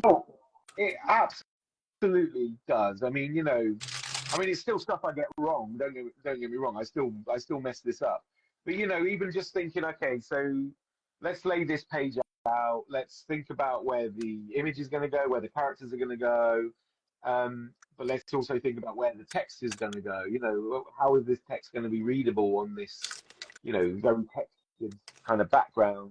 So no, I'm always considering that, and I guess that does come from, you know, the graphic design background, but also thinking about, you know, page dimensions and double page spreads that I designed endless amounts of double page spreads on my course. You know, the hierarchy of text, cover design. I mean, it's all crosses over. It's all part of, you know, the same visual beast, I guess. So yeah, I think it did give me a bit of an insight into, especially, you know, working with art directors as well. You know, kind of, I think that was helpful for them, that I kind of would be considering all of those kind of graphic design elements. In the final. Like my master's is in visual design, and so that, you know, of course, entails some sort of design elements and things of that sort. And I do think it's important to know, like, how to manage a page and understand that, like, when I teach Kidlit to students, 90% of the time I'm having to constantly remind them that type has to fit on the page too. They want to illustrate and they want to show that image so bad, but they forget that this is a two-part equation. And so there's lots of, like, well, where does the type fit? And it can't be a thought after. You have to understand that that's going to be part of this. So I'm wondering, actually, now that I mentioned that, the idea of, like, something through, are you part of SCBWI of any sort? I'm not. No, I'm not. You know what it is, though, correct? Yes. Yeah, of course. Okay. I've always offered to teach some classes for some of the conferences and things of the sort, and I've always done it on the art side. And I'm wondering, at some point, if I were to offer something that's more on the designer side of, like, how to design for, or how to illustrate for a designer, might be an interesting twist in the equation.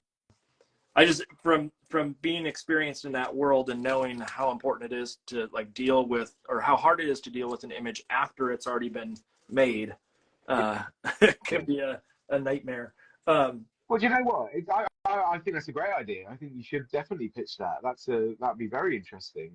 I mean, I'm no expert designer, but I could pretend for a day. Yeah, of course.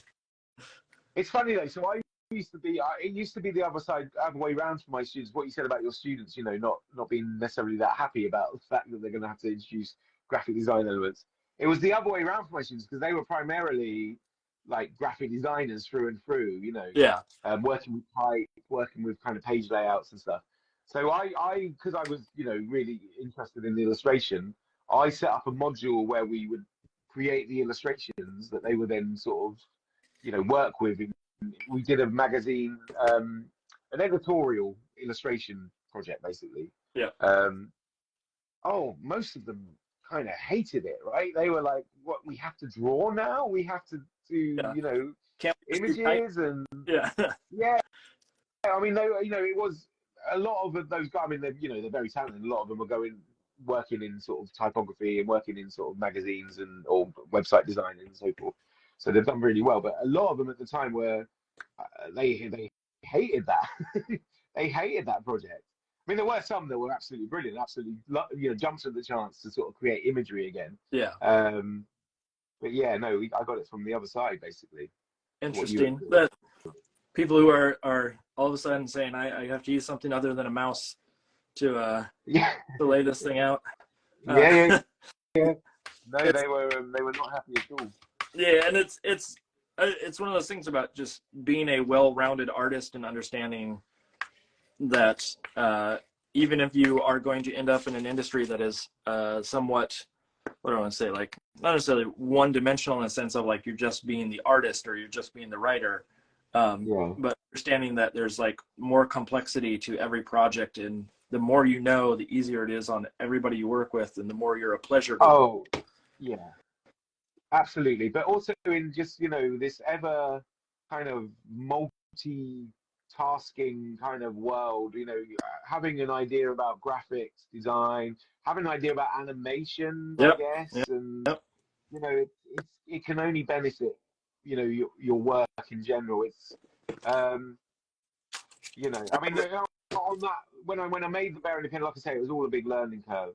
When I was making the Bear and the Piano, you know, it started off with watercolors. It started off with pencil crayons and everything. But then I would put it into Photoshop and kind of finish it off. And I would flatten everything because I was just too scared of having too many layers because I thought my computer would crash or whatever. Yeah. And that kind of stuff, like just being so naive that like they'd be like, right, we want to make an animated trailer for your book. So can you send us like the layered files? And I'll be like, wow, I really do not have any layered files. So, you know, I guess that's another bit of advice. Like, as much as you possibly can, kind of keep everything kind of in their original layers as far back as you can. This is very technical, obviously. And keep all your sketches as well, and keep all of the sort of background washes that I made for the Bear and the Piano. I have no idea where they are. And you know, like I say, there's talk of all these exciting things happening with the Bear and the Piano, and one of them is, I mean, it's crazy really, but in 2015 it will be the 10-year anniversary of that book, and there's talk of doing a sort of retrospective exhibition where we kind of look at the making of the book and looking at all these different elements. And I'm like, where is it? Where would that be? And I've moved house twice since that book was made, so I'm pretty sure it's gone. I have some books that I moved to like Google Drive and some other hard drives, things of the sort, and accidentally sent aliases instead of the actual files, and so they're gone. Or I mean, sometimes you just have to be like, it's happened, it's gone, it's over, but let's move on. But I mean, the talk that is probably another bit of advice: save everything as much as you possibly can. The talk of layers, even if it is stuff like animated trailers, you know, you're going to need it. The talk of layered files, I've had a few art directors ask me for layered files, and I have to tell them, like, I'm doing an original. I don't have layered files. And of course, yeah. The shock sometimes is funny, but also there's a lot of people that are like, wow, you still do it? And it's like, yeah, I do it that way, but I can also cut things out and make layers. Like, there is a way to use the computer to do that. It's more work, but for the amount that I've needed layers over time, it is not it's not something I'm going to do right away, but I understand the sentiment of like, if you have them, save them. It's basically save everything. Make sure you're not kinda, yeah. I mean, you know, it can get expensive, you know, like the iCloud's not cheap and things, and it does get clogged up. And you know, external hard drives are great, but they're not cheap, and also they break a lot. That's another thing, you know, really back up as much as possible. Like I had one, it just gives me the heebie-jeebies thinking about it. But yeah, like, you know, my external hard drive, this is before I had the iClouds, when that crashed, I thought my life was over. I thought, that's it, my career is gone, because so much was left. So yeah, use backups, use iClouds, you know, practical stuff, I guess, is I don't know, it was stuff that was very alien, you know, again, going back to being quite arty and kind of, you know, a bit kind of, you know, not really thinking about the practical stuff. You know, I just wanted to make pretty pictures. You know, you do have to consider all that stuff. It's understanding production, and exactly. And some of that you learn on the fly, like knowing that I save the alias. Now I'm like very careful about when I save stuff. I'm not I'm not doing that, but some of it is just you have to make the mistake in order to learn to correct for it later on. I mean, I'm still, you know, I'm still making those mistakes as well. I'm still learning from every mistake. You know, I guess that is just part of the process of being an illustrator. Sometimes you just will, you know, do ridiculous things that don't make any sense. But yeah, we live and learn. What are some other mistakes you've made, just for the folks that are listening who are you know? Oh, you know, just things like, you know, forgetting. I mean, again, as coming from a graphic design background, it's amazing how much I do this, but forgetting to put enough bleed on an image, you know, leaving sort of 5 millimeters at least each around the edge that, you know, will not appear on the final image. More so if you're making a cover, you know, it's just kind of schoolboy errors, but I'm constantly making them. I like I say, I do sort of still feel that I'm very new to this career, but I'm so not. It's been nearly 10 years since The Bear and the Piano came out, and I can't keep using that as an excuse anymore. You know, that I'm kind of new to it and still learning. But I think you do just constant. There's always so much that you've got to learn. Every project brings a new thing to learn, and I guess that's a kind of a good thing. But I mean, I've had books that have come back with some stuff missing and things of the sort, but I do think that I'm in that same boat. Like, it does feel like it's still relatively fresh and new, and I have to remember I've been in it a long time. Even prior to Kidlit, you know, I was doing illustration for all sorts of things, and so like I don't want to discredit the time involved in that, but I also know that every illustration gig and every job like this is its own beast, and cool. You sort of learn on the fly as you go along. Was there anybody that was a sort of mentor for you besides I mean, you mentioned the art director and the editor and whatnot on those books, but was there anybody that you sort of relied on for advice and things of the sort as you went along? So I'm very lucky. So I have got a fantastic agent called Anne Moore Armstrong. Is that Bright Agency? That is through the Bright Agency, yeah. So when I kind of dramatically quit my job at Bedford College and told everyone I'm going to become a children's book illustrator, and you know, my wife said, let's give it a year, that kind of thing. In fact, that is coming up for 10 years. So that would be in January the 1st, 2024. That would be 10 years since I did that. Because it was 2014, January 1st, 2014.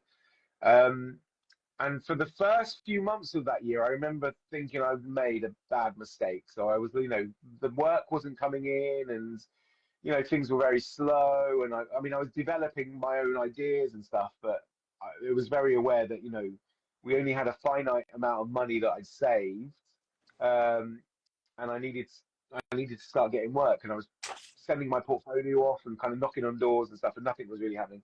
Anyway, it was Anne Moore Armstrong who found me on Twitter. Believe it or not, I posted a picture of a giant walking through New York, which later became the basis for a book called Grandad's Secret Giant. And she really liked it. She started talking to me on Twitter and asking me questions about it and stuff. And yeah, it turned out she was an agent for Bright. And on the back of that, they kind of asked to see my portfolio. Now, Anne actually lives in America. She lives in Cleveland. So it's very much been a long distance relationship. Yeah. But yeah, she comes over once a year or twice a year sometimes. So it's always great to see her, and it's always lovely. But I could not thank her enough for what she's done, basically. That because when she signed me up in April of that year, so I've been doing sort of about 4 months into the year. And I was ready to go back to Bedford College because, I was just like, why am I putting my family through this, basically? But yeah, I'm forever thankful. But the great thing is about Anne, not only for that, obviously she is, I will be forever grateful for what she did, signing me up. But in terms of advice, it's like she's brilliant. And, agents, some people choose to have agents, some people don't. I mean, I don't think I could do it without Anne. Yeah. She just gives great advice. I mean, she's worked in publishing, for decades. She was an art director at Candlewick before she worked at Bright, and she's just great. She just knows the industry so well. And Candlewick in the States or Candlewick in England? Yeah. Okay. Candlewick Press. Yeah. That's not too far from here. Sorry. I said that's not too far from here. That's maybe about 30 minutes. Oh, really? Oh, wow. There you go. Well, you're probably not too far from Anne then, because I think she's still. So Candlewick is in Boston, right? Yeah. Am I right? Yeah, just outside of Boston, but yeah. Okay, I mean, I am very poor at geography, but yeah, that's Anne fine. is in Cleveland. No, it's fine. For those who don't know, it's in a town called Somerville. That's outskirts of. It's like Cambridge, Harvard Square kind of area of on that side of the river that runs through Boston. But there's quite a few little sort of publishers that are, but that's one in particular that Candlewick is also tied to. Is it Nosy Crow? And yes.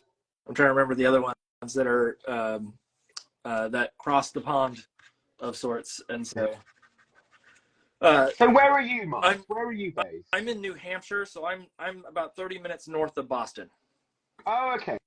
Oh, wow. So yeah, they are just up. Yeah, just up the road for you. They literally are just down the road from where we are. Yeah. So it's in fact, I used to live in Somerville, about 3 blocks away from Candlewick when I first got out of school. Oh, really? But wow. Okay. I was not interested in kids' books at the time, so I didn't even, I don't even know if Candlewick was there at that time, to be honest. Right. They probably weren't, but it is something wherein, like, now, of course, I know where they are and know people that work there and things of the sort. But is most of the work that you get out of the States, or is it? I mean, you mentioned a lot of it is actually. What was that? I'm sorry. A lot of it is. I mean, all of my author illustrator books are through Quarto at the moment, and they're based in London. Okay. A lot of, I would say 50% of the books that I've done are from America. So obviously the work I do with Stacey. I've worked with Lisa Manchev, who's based in America. Yep. Nelcross Beckenham, I recently did a book for, and it's unusual because we never get to meet. Although that's not true. I met Nell fairly recently. She came to England, so her husband works in film, so he travels a lot. So they came with him to a shoot in London, and I got to meet her, and it was fantastic. We made a little movie about the artwork I did for her book. Behind the scenes. Kind of, where it was like, she's fantastic. She's really good at interviewing. I think she's got, she's got a background in sort of journalism, I think. Ah, there you go. She was telling me. So she's really good at interviewing people. So she interviewed me about the book, and I tried to interview her back, but I was nowhere near as professional as her. But so yeah, a lot of it does come through the States. So Bright have an office in New York. Yep. They also have their first office was in London, so they were set up in London by a lady called Vicky. And yeah, no, they're fantastic. So yeah, but Anne is my main agent, and yeah, she's based in the States. Do you get any work? Because Bright is sort of a multifaceted agency, and they do stuff beyond just Kidlit. And do you get any other work, or is it primarily Kidlit through them? So when I started with them, I designed a few kind of greeting cards. Okay. Which kind of went on to be sold. I did some educational illustrations, so illustrations be sort of put into textbooks and whatnot. But I mean, as soon like my first interview with them, I was very clear. I was like, look, I want to make picture books. I want to be telling stories. I want to be, working with other authors. So I kind of outlined what I wanted, and I mean they do all this other stuff, but they're kind of known for being kind of, very much part of the, Kidlit kind of community, and being of that world, very well connected in that world.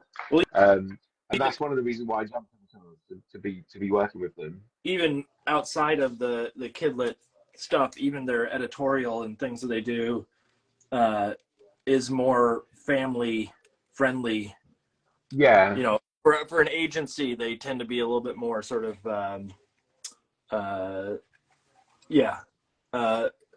not as dark and like hard hitting that you might get in some of the other agencies and things of the sort, but they have a brand that they maintain basically. Bright is one of those ones that like when people ask me about finding agents, I always recommend that they look into Bright because it does have that ability to branch out into other areas that some other like Kidlit agencies can't or don't. Like the agent that I'm with, I'm with Andrea Brown Literary. Right. They only deal with Kidlit basically.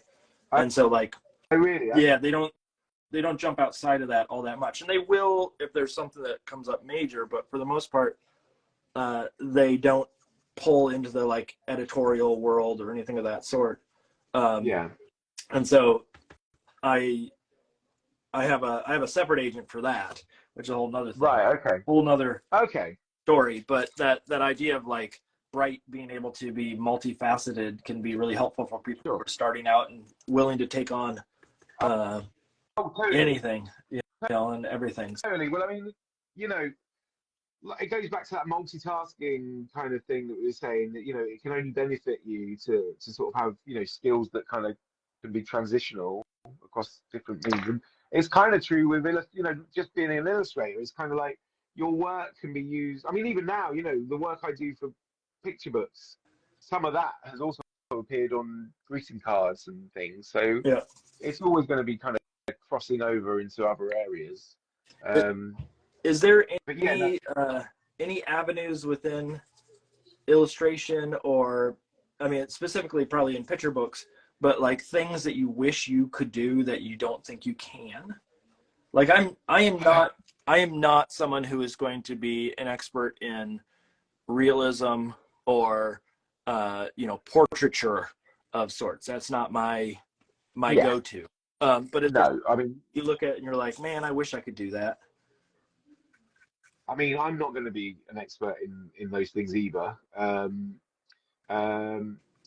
be honest, though, I mean, I guess that's one of the reasons why I love this job so much. It's like, in many ways, it's kind of the possibilities are endless.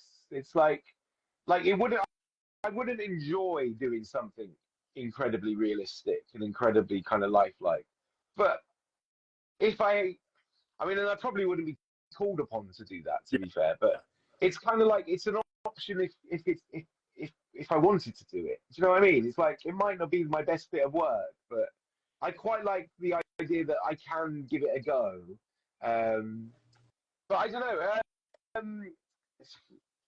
It's a tricky one, really, because I've always. I guess I'm quite lucky that I had The Bear and the Kennel as my first book, and that kind of got people aware of like what it was I did, I guess, and the style I kind of had, and people aren't jumping at you going, "Hey, we need a portrait of I don't know. I'm trying to think of a person that would be hard to draw. Bill Nye. Yeah, well, anything kind of really. Yeah.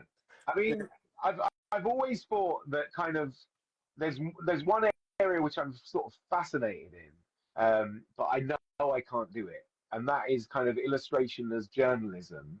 You know, I've always loved the idea of being sent to some kind of, you know, kind of rainforest or something and just documenting reality of living in the rainforest or life in the rainforest.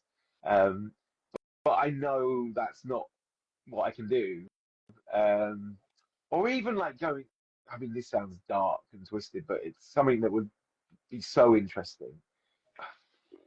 Would it be interesting? Is interesting even the right word? I'm not sure. But like going to like a war zone, which, you know, happens. Yep. Illustrators are sent to war zones to kind of document it and kind of capture that, you know, the real life of what's happening. The craziness that's going on. Yeah. Yeah. I mean, I'd be terrified, and it would be horrible, and it would be awful, and it would. I mean, I don't think I'm brave enough, but just doing that would be kind of incredible, right? It would be something that would kind of be life changing. Yeah. But I know I can't do it. More power to the people that do that. That like go out. I mean, all the journalists that go out and risk their lives in those situations, and I'm trying to think of like if there's something in particular that like I've never been good on the fly like that, to sit down and just have a sketchbook and document.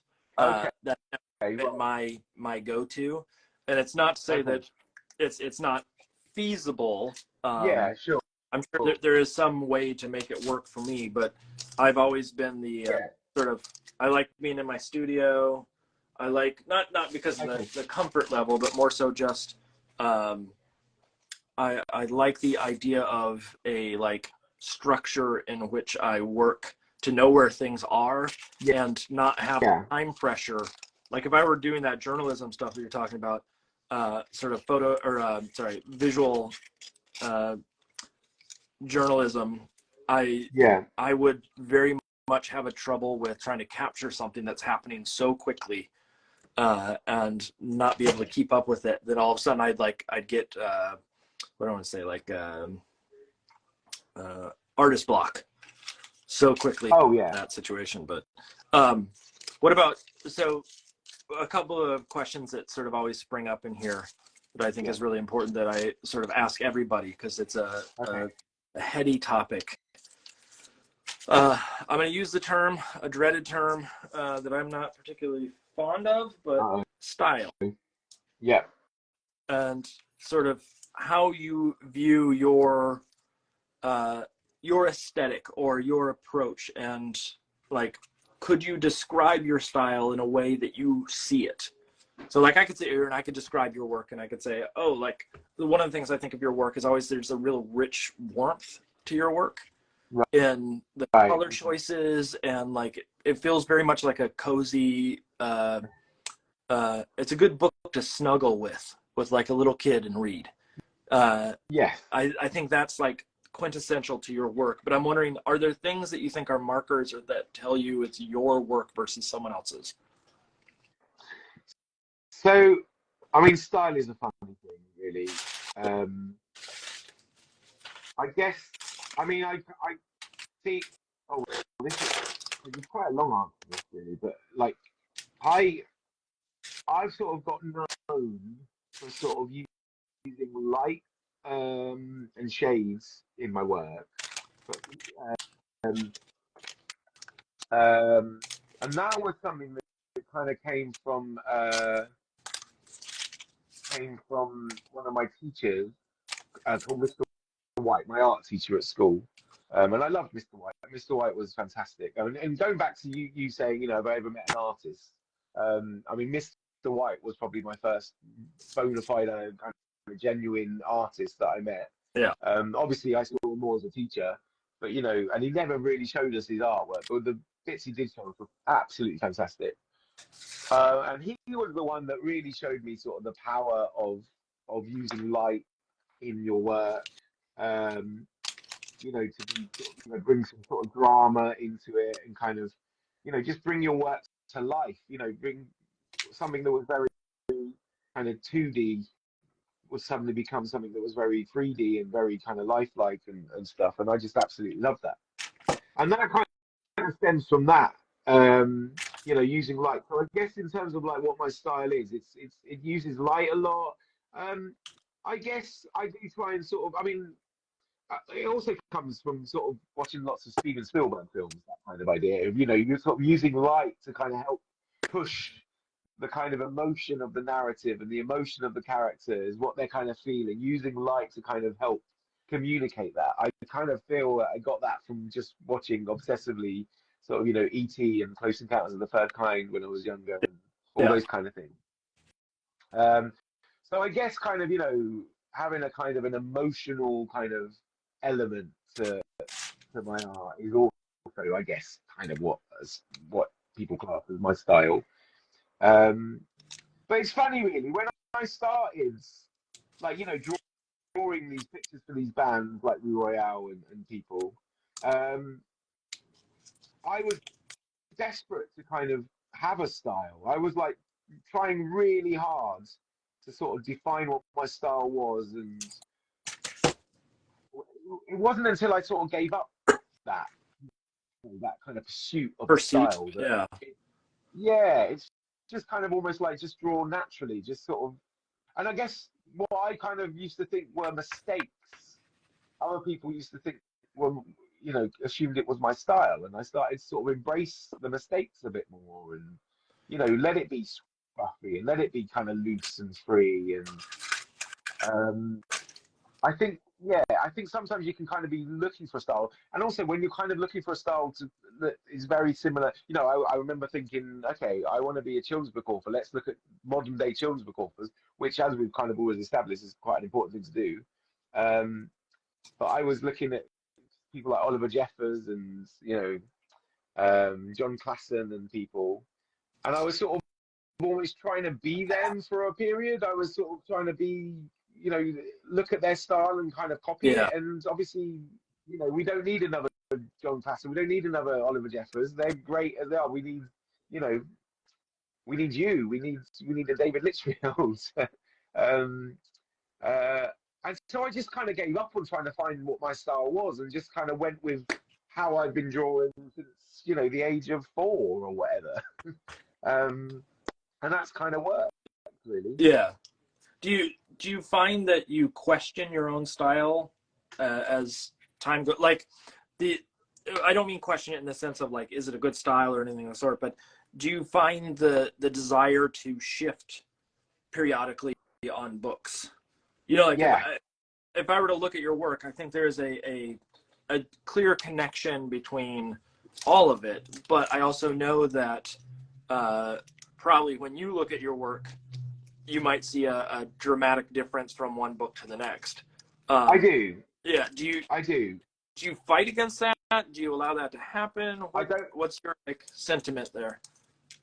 I don't anymore. I used to think, okay, this needs, you know, I want this to be, you know, I want this to belong in the kind of catalogue of David Litchfield books. Yeah. I don't anymore. I've given that up as well. I've kind of like, no, that's, and again, it goes back to the kind of, you know, the desire to be sort of a multitasker. You know, a certain style might not be right for a certain book. And it can even go down to sort of silly things like, you know, the way I draw eyes is different from each book. Like, in Bear and the Piano, I sort of thought, okay, I've established now that the way I draw eyes is these big kind of Disney-esque eyes, you know, very soulful eyes where you can see all the different colors and all the different lighting in them. Yep. But then on my next book, it just felt right to kind of just do kind of dots dots for eyes, you know, just kind of very Quentin Blake kind of dots, and get the kind of expression through those. But even things like, you know, the Bear in the Piano is very much about the kind of textures and the backgrounds and, you know, the kind of hues and stuff. And then a few of the books that I've done recently, I thought, well, you know, they don't all need to be these kind of dramatic textures. Sometimes you can just. There was a book I did called A Shelter for Sadness, which is by an author called Anne Booth, which again is one of my favourite ones. I absolutely love that book. And there are some dramatic double page spreads there where I've really gone to town with kind of, you know, these dramatic skies and clouds and things. But at the same time, there's also, it's a very kind of peaceful and soft narrative, and that wouldn't be right for every page. So I really sort of took a lot of it back and, you know, just used white backgrounds in some of the spreads, and, you know, just really focused on the kind of the intimacy between the characters. And again, it's something that I want to be doing that more. I want, you know, I want not to necessarily rely so much on, you know, every spread being like this. Wow, look at that. That's incredible. There's so much going on. I sometimes think, you know, if the story calls for it, just really kind of take everything back. Yeah, quieten it down. And I always, the thing that I stress, and for people that take the Domestica course with me, I think I talk a little bit about it in there, is the idea of breath, and the idea of allowing quiet moments in your pages that will make, or, you know, the book as a total, that will make the rest of the book even more exciting. That, you know, you go from a spread that's really quiet and there's nothing happening on it to a spread that is over the top. Well, that over the top is going to be that much more over the top if you're coming from something that is a quiet or a simple moment, just by contrast, sheer contrast. It's interesting to hear, because I think there are quite a few folks out there that worry so much about style and trying to be the same thing all the time, or trying to, you know, be a distinct voice, which you do want to stand out, but standing out doesn't have to be solely from like the way that you draw a nose. It can be all sorts of other, like, I always chalk up my work to, when people ask me about style, I always say my work is about color and texture. It's not about, you know what I mean? It's not about the nose that I chose for that piece. It's the mouth that I chose. It's about making sure that the texture and color are the star of it. And, you know, and so like I look at yours, and that's where I said, like, that warmth element is very much a thing that I see showing up in a lot of your work, of that, like, very heartfelt, even in I'm going to use that. Things. Well, I'm going to use that. When people ask me, I'm going to use that. I'm going to say it's about warmth. Warmth, yeah. Well, what's funny is I was trying to find the language to talk about my own work at one point, and then my agent, someone at the agency wrote a thing that said, Mark Hoffmann's work is warmly off kilter. And to me, that's beautiful. Yeah, it's like such a good phrasing for it, because before that I would always say naive, and naive has a different thing than like off kilter, and adding the word warm to it makes such a difference. That it was like, once they said that, it's oh, that's it. That's what I'm going to use for the rest of the time. Definitely. I want to go back and make sure I haven't missed. I know there are questions that have been back here a ways that I probably totally missed as we've been going along. I love the makeup work on some of them. The big, thank you. The big reddish face towards the right is so good. You have to. The one thing you got to get are those. I assume that they did it because it was like, it made their muscles bigger, but the bands around their arms, like the Ultimate Warrior. Sure. Used to have. Yeah. Was that just to like make their muscles bigger? I guess so. I mean, they were huge muscles, weren't they? I mean, it was all, you know, enhanced by certain substances. But yeah, I mean, they were kind of, what I loved about them as well was it was just like superheroes come to life. The superheroes from my comic books come to life, and like I say, it was just a crazy kind of subculture that I just still find really interesting. So what is the subculture now for you? What is the thing that you rely on now that you like? You could spend forever with. I mean, I'm lifelong music lover, so I really still very much geek out to kind of the latest kind of indie bands and all that kind of stuff. I mean, I'm a huge Star Wars nerd as well. Like Star Wars is my favorite film, and I just I love all of it. I know the new stuff, the TV shows and the films haven't, it's kind of split opinion, but I just love it all. I just take it all. I'll just I could watch it all day. We just watched and that. Oh, sorry. I was gonna say we just watched a documentary on the Star Wars holiday special. Oh, did yeah, it's been ages since I've seen it, so I don't remember tons of the special itself. But that's one. Yeah. Do you enjoy that? I've only watched that once myself. Oh, yeah.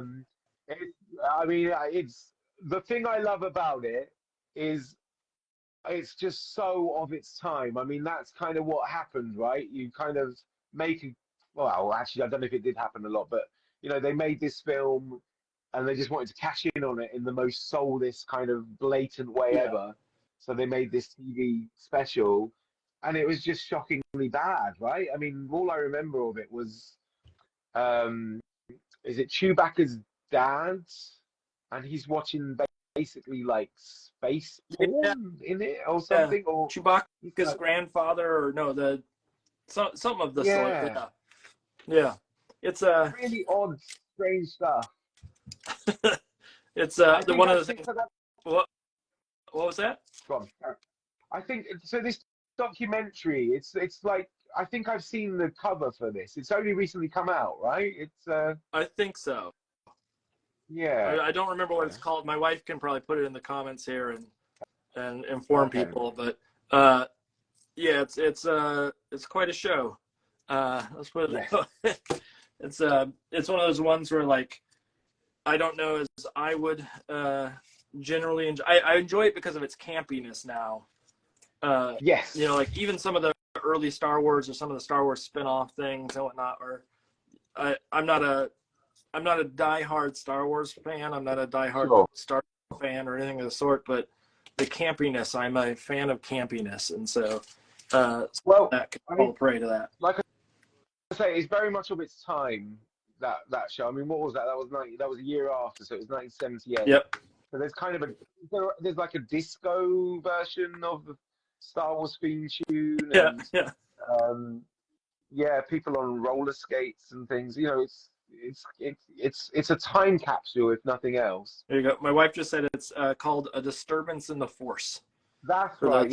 Yeah, no, I've seen this. I've seen the cover, the Blu-ray cover for this. I was tempted to get it, but maybe my wife and I are slowly making our way through all of Star Trek: The Next Generation. Again, partially because of the campiness. Partially because we just like sci-fi and whatnot. But it is very, very campy at points. Over the top, and I feel like it's almost more so than what Star Wars is, just because of the like production value, because it was for TV versus movies and things of the sort. I mean, I've never been a big Trekkie, but the original series I'll watch when it's on, and it is for that. It's for like the costumes, and it's William Shatner's kind of over the top performance, and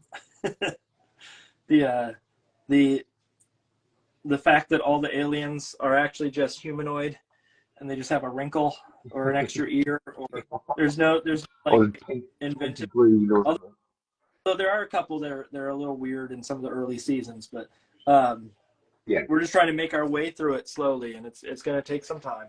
Oh, well, good luck. There's like hundreds of them, right? The seasons and seasons. Next Generation has 7 seasons, and I think there's like 20 episodes per season. And so yes, it is taking a long time. We've been watching for months now, and we just finished season 2 and are on to season 3. So Did you watch it when it was originally aired, like in the 90s? Or I watched a little bit of it because my brother was big into it, and my dad was big. Okay. And so, like, I don't know as I saw every episode, but I saw a lot of them. But I also didn't pay that much attention to it at the time because it just wasn't in my purview. Sure. And so now all of a sudden it is, and it is ridiculous and silly and whatnot. Just like, going back and I was asking my wife the other day, since you're a Star Trek person, or a Star Wars person, you should be able to answer this. Yeah. Was there an Ewok movie or something for kids at some point? So, yeah, there were two. There was the Caravan of Courage, and then what was the other one? I think it was called the Battle of Endor. Or something. Of Endor. I mean, not great. I think they were made for TV movies. Yeah, not great. But nowhere near as bad as the holiday special, but still not great. In fact, I think they're because the holiday special, like the Star Wars people like George Lucas and Lucasfilm, they've just denied it existed, and even when it's obviously on YouTube and stuff, they're like, no, it didn't happen. Yeah, the documentary they were saying they weren't part of the production basically, and so they claim it wasn't them basically. So sure, it's just the Ewok thing. I was trying to remember the names of it, and I think the Battle for Endor or something of the sort. One of those was like known to me when I was younger too. But I didn't know, or I didn't pay as much attention to the Christmas special because of it was a one and done. It wasn't on the air forever, but they basically tried to hide its existence for most of our. I only heard of it. Well, actually, I was probably about 15 when I first heard of it. I was like, "What? Really? Are you sure this exists? This is a real thing?" So, who's your favorite character then from the Star Wars franchise? Oh wow! You know what? I mean, I think it's probably Chewbacca. Chewbacca's so cool, but I aspired to be like Han Solo for most of my life, but it's kind of I don't ever get to those heights. But no, there was something about Chewbacca, just having this, companion, this kind of protector. I just love him. I just think he's great. I've got so many out of all the toys that I've still kept.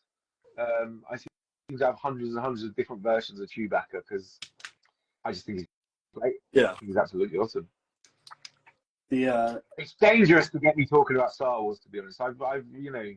I could go on for hours and hours about Star Wars, but I know I shouldn't.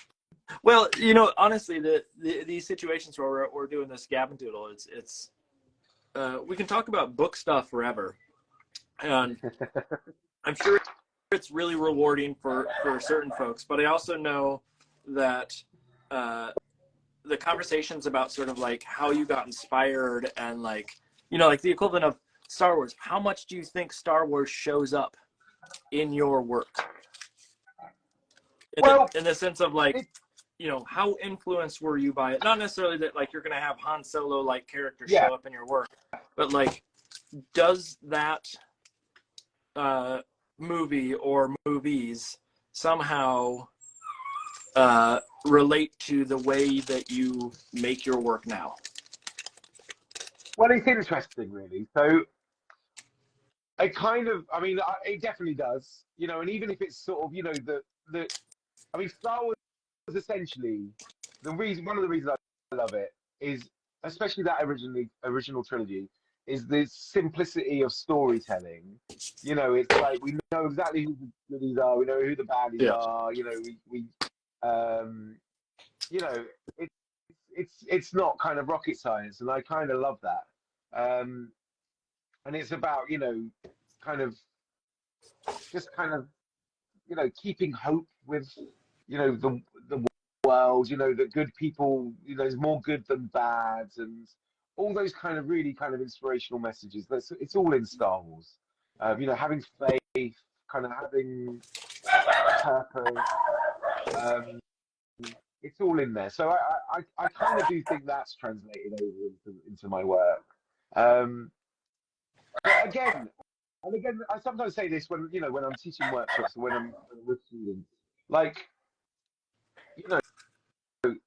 the beautiful thing about this job is that you can bring so much into it, so many of your passions, so much of the things that you love about culture, about life. You can bring it in.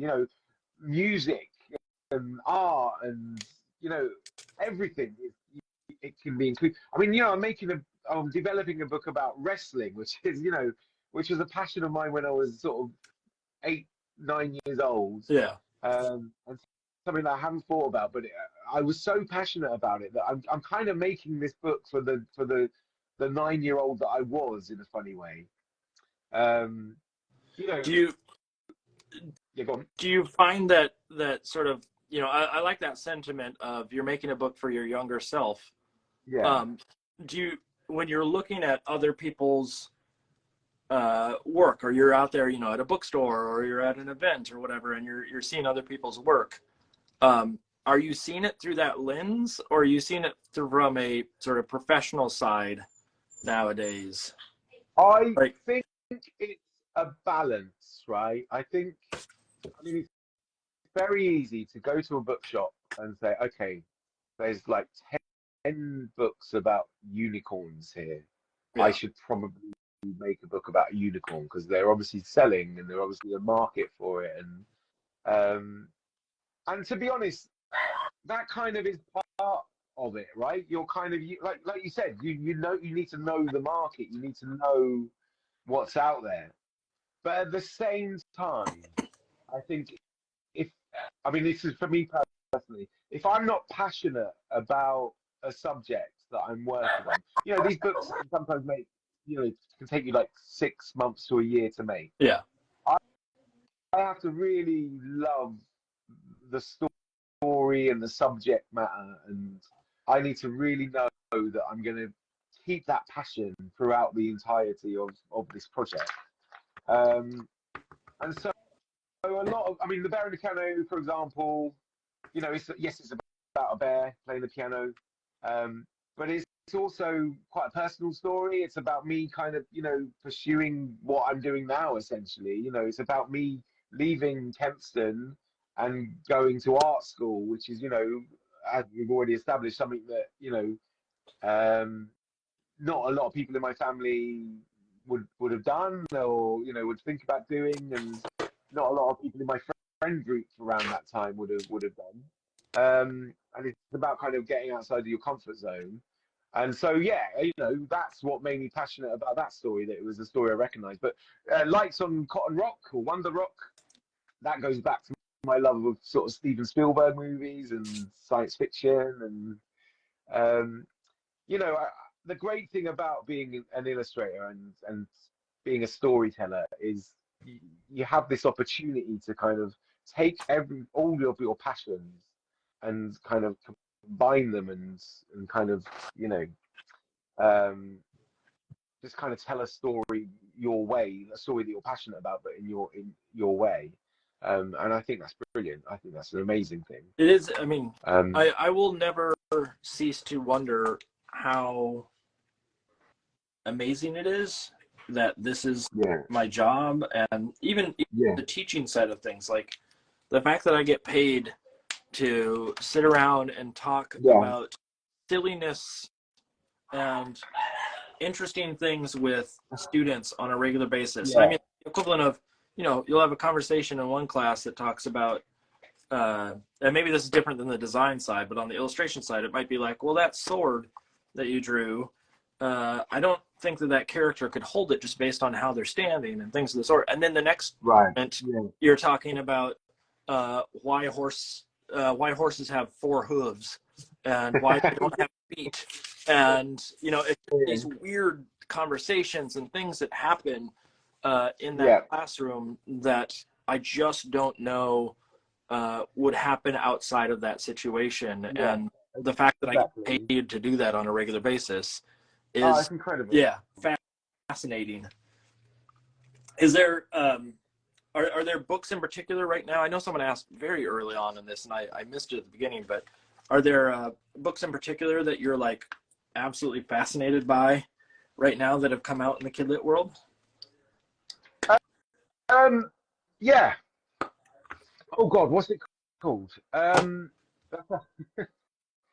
So, I mean, I'm always kind of, again, another great thing about this job is that you do just have to surround yourself with, you know, what what is happening in the world.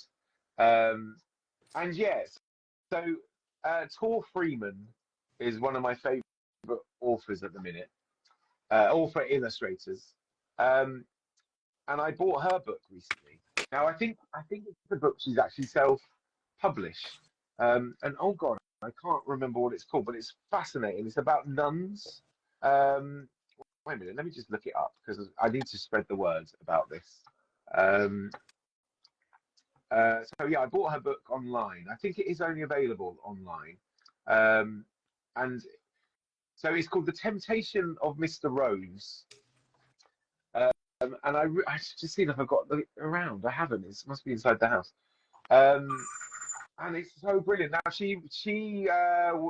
was putting up panels from this comic, this graphic novel on Instagram. So we can find it on Instagram. And it went on for about, I don't know, 3 or 4 months, where she just told this story. And I believe, I could be wrong here, but I believe that she was kind of making it up as she was going along. So it was very spontaneous, or at least it came across as very spontaneous. That she was sort of just seeing where this story kind of went and where it led her. And now she's collected it into an actual graphic novel. I could be completely wrong about that she was doing it kind of spontaneously, but it kind of had that feel that it was like every day it would kind of like, there'd be a new twist and kind of see where it went. Yeah. And I'm also could be wrong that it's self-published. It might actually have a publisher behind it, although I don't know if it does, but it kind of doesn't need to because it's got that kind of zine kind of feel to it, if you know what I mean. It's kind of like a very much, it's got a nice kind of handmade kind of feel to it. So yeah, I recommend that. That was probably one of my books of the year, actually, The Temptation of Mr. Rose. So yeah, I very much recommend that. Wait, do you make a list of the books of the year for you? Do you know what? I might do this year. How long we got? We've only got a couple of days, haven't we? Yep. But yeah, I very much might do. I kind of got back into I'm not back into, but I'm trying to read more in general. But it has been very much reading picture books, and in terms of research. And I'm trying to get back to. I mean, I do enjoy reading picture books. Don't get me wrong, but I'm trying to get back to reading for my own enjoyment more. So I've been reading some great non-picture books this year, and I kind of want to spread the word about some of those.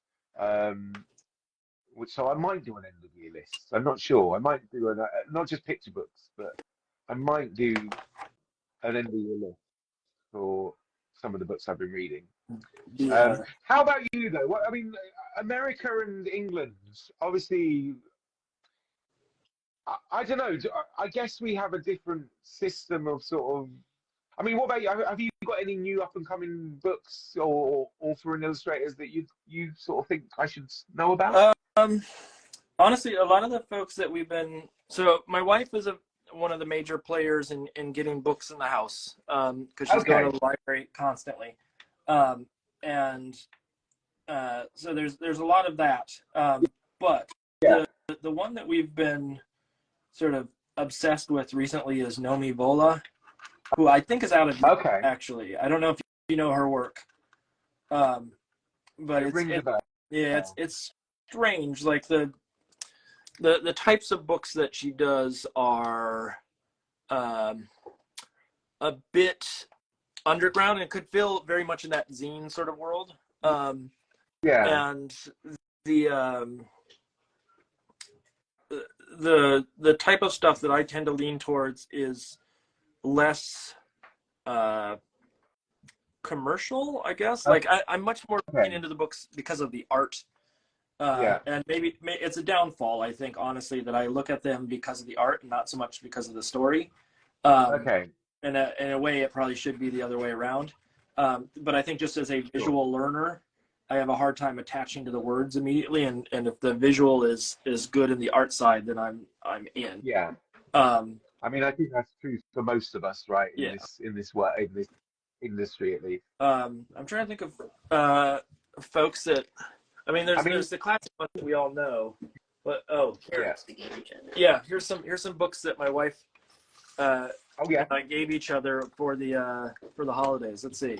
So Naomi Vola did this one's called The Unfortunate Life of Worms, and it's this like tome of worms and how they go through life, and it's super funny and silly, and every page is, I think it's all done with marker for the most part, or something. Oh wow, okay. This one I love just aesthetically. This one called Mine.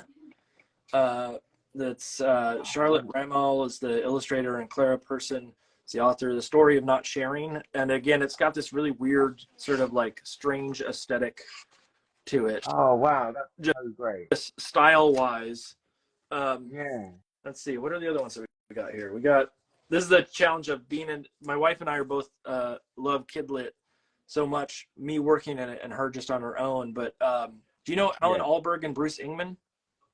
Yes. Yeah. Anything by them, and most people might look at it and go like, "Wow, this is kind of like childish," in the aesthetic, but it's so good when you read the stories. It makes total sense. Mark Jansen. Okay. And then look at that. The other one that I got my wife was I don't even know how to say the name.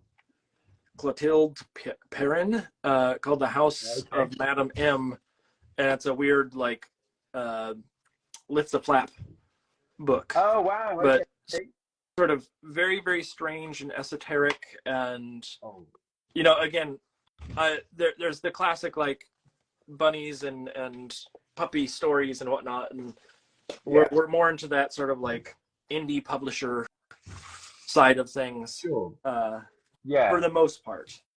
That doesn't mean that they are beautiful. I mean, we'll go out and we'll get the like, of course, the Caldecott winners and all that kind of stuff every year. But are you collecting for your own, or is it like, do you have a big collection at home of all the books? So, I do. I mean, to be honest, where are they? I'm in my studio now.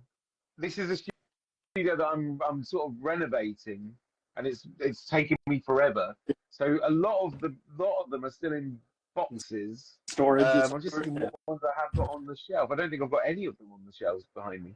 Oh no, I do. Let me see. What have I got over here? One second. So yeah, no, I've got some nice ones here actually. So let me just. So I'm trying to find. So obviously Sidney Smith is obviously a lot of people's favourites at the moment, and with good reason. The guy's a genius. I don't actually have his book here though, but I was recently sent his recent book. Yeah. The one about memories. Do you remember? And just incredibly good. I mean, he's one of those guys that I sort of really enjoy being jealous of, because I just think their art is just so stunning that you just kind of have to sit back and, you know, really, I mean, it's just beautiful. This is a book that I recently really loved, called Deep. Stephen Houghton. Now this was a book that I was like, I sort of wish I had made this book myself. I had thought of it. A very, very emotional. I can't really show it very well. There we go. Very emotional story about a blue whale and a young blue whale and its mum. And I mean, the artwork is obviously stunning and, you know, right up my street. Very kind of textured, lots of light, lots of kind of, you know, light beams and just things to get lost in. So yeah, I can very much recommend this book. It's one of my favorite books of the year. No, it did come out this year, I believe. Yes, it did. Yeah, so that's one that I agree. Now, this book didn't come out this year, but it's one that I've fallen in love with again. Can we see that? No, it's called The Big Book of Blooms by Yuval Zom. Oh, yeah. Author and illustrator who I've actually met a number of times. Our paths seem to cross at festivals and stuff. And he's just such, I mean, he's a lovely, lovely man. And I just absolutely love his artwork, like the color, the vibrancy. And, you know, he's got a few of these books out, you know, the big books of bugs. Yep. You see them everywhere over here in the States. Every bookstore really? has. I was going to ask. I was going to ask if you have these books in the States. Yeah, no. I'm glad to know that you do. I feel like you can't walk into a bookstore without seeing those around somewhere. Oh, that's amazing. Because I mean, if ever a guy deserved that success, it's Yuval, because he's such a lovely guy. Now I kind of use these books as my own reference now, because I mean, you know, I use a lot of foliage and kind of plants in my work. And I've actually been doing a book about sunflowers, which is coming out this year, called A Sprinkle of Happiness. And so these books were kind of invaluable in terms of like researching the subjects and kind of, you know, knowing, you know, and kind of being inspired by. So yeah, in terms of being an illustrator, kind of learning from another illustrator, these are books that I recommend, and they're just so lovely. So yeah, I mean, we've kind of been a golden age, right, of kind of picture books. I really do believe that the past few years we've kind of been really spoilt for the amount of really amazing, beautiful picture books. Well, they've said that this is the second golden age of picture books, the era that we're in, and I don't know, you know, at a certain point it's going to end. Sure. And I hope not soon. I hope not soon too. I mean, how lucky are we that we're working in the second golden era? I mean, what a time to be doing this. The idea of, and I think primarily it's the ease in which people can make picture books and come up with ideas and get access to interesting stories has changed so dramatically in the last few years.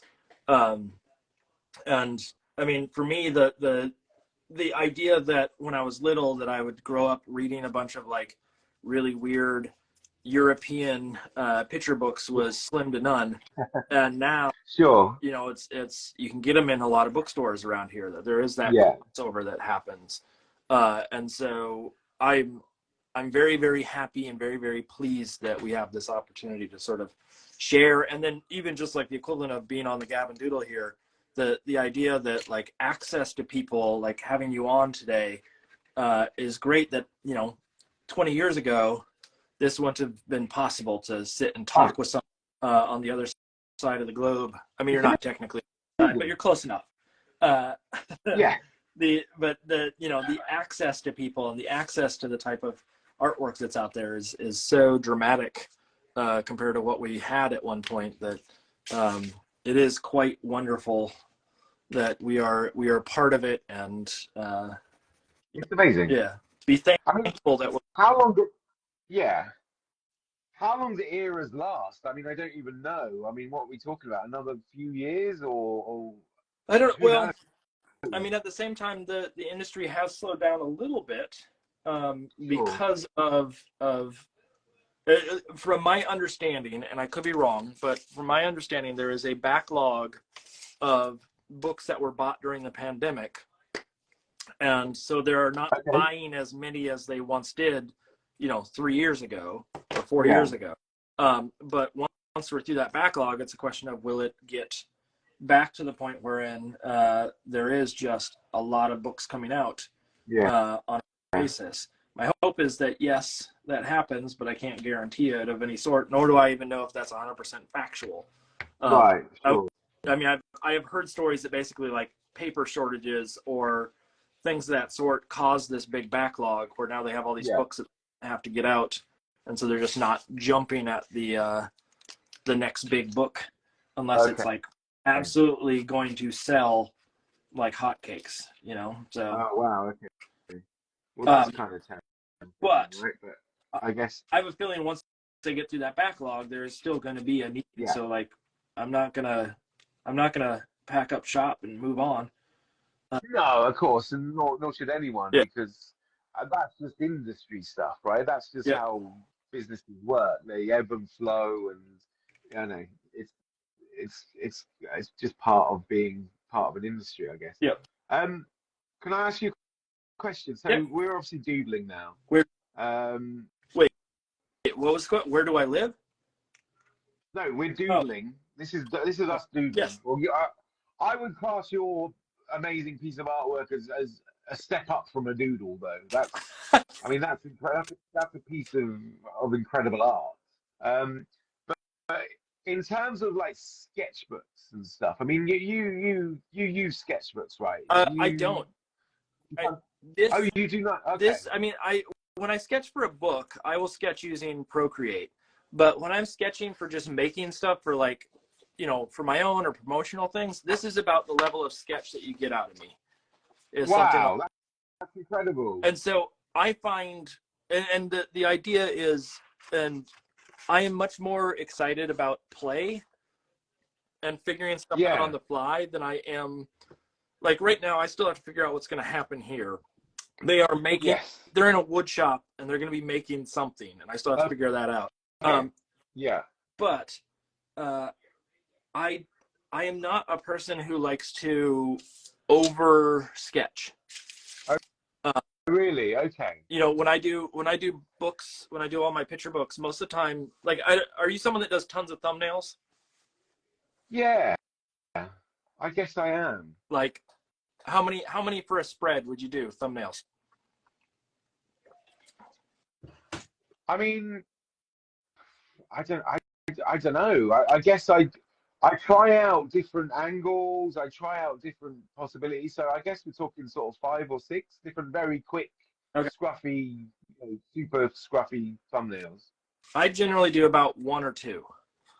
And sure. It's not because I think I'm super confident in it or anything of the sort, but like a lot of it is I would rather figure it out when I'm making.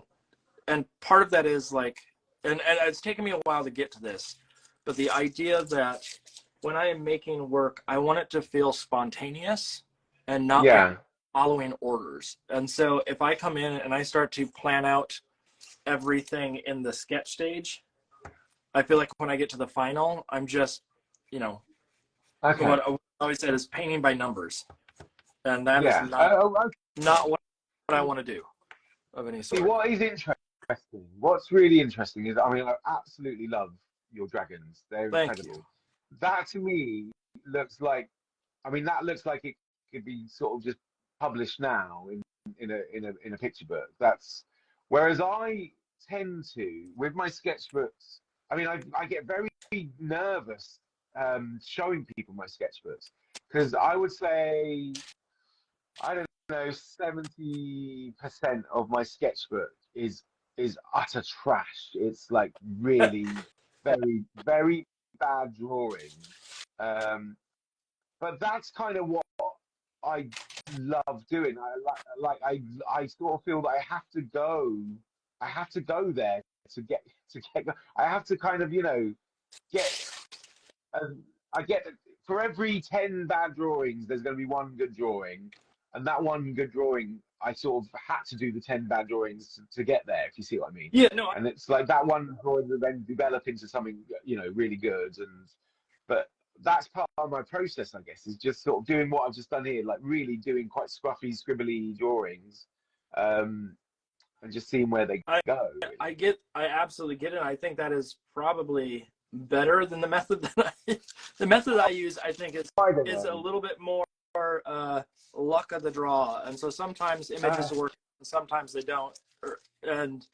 But I also think for me, it's removing myself as much as possible from that idea of following orders of sorts. Yeah. And I know some people, like, I am not a color study person. I know a lot of people that will do color studies.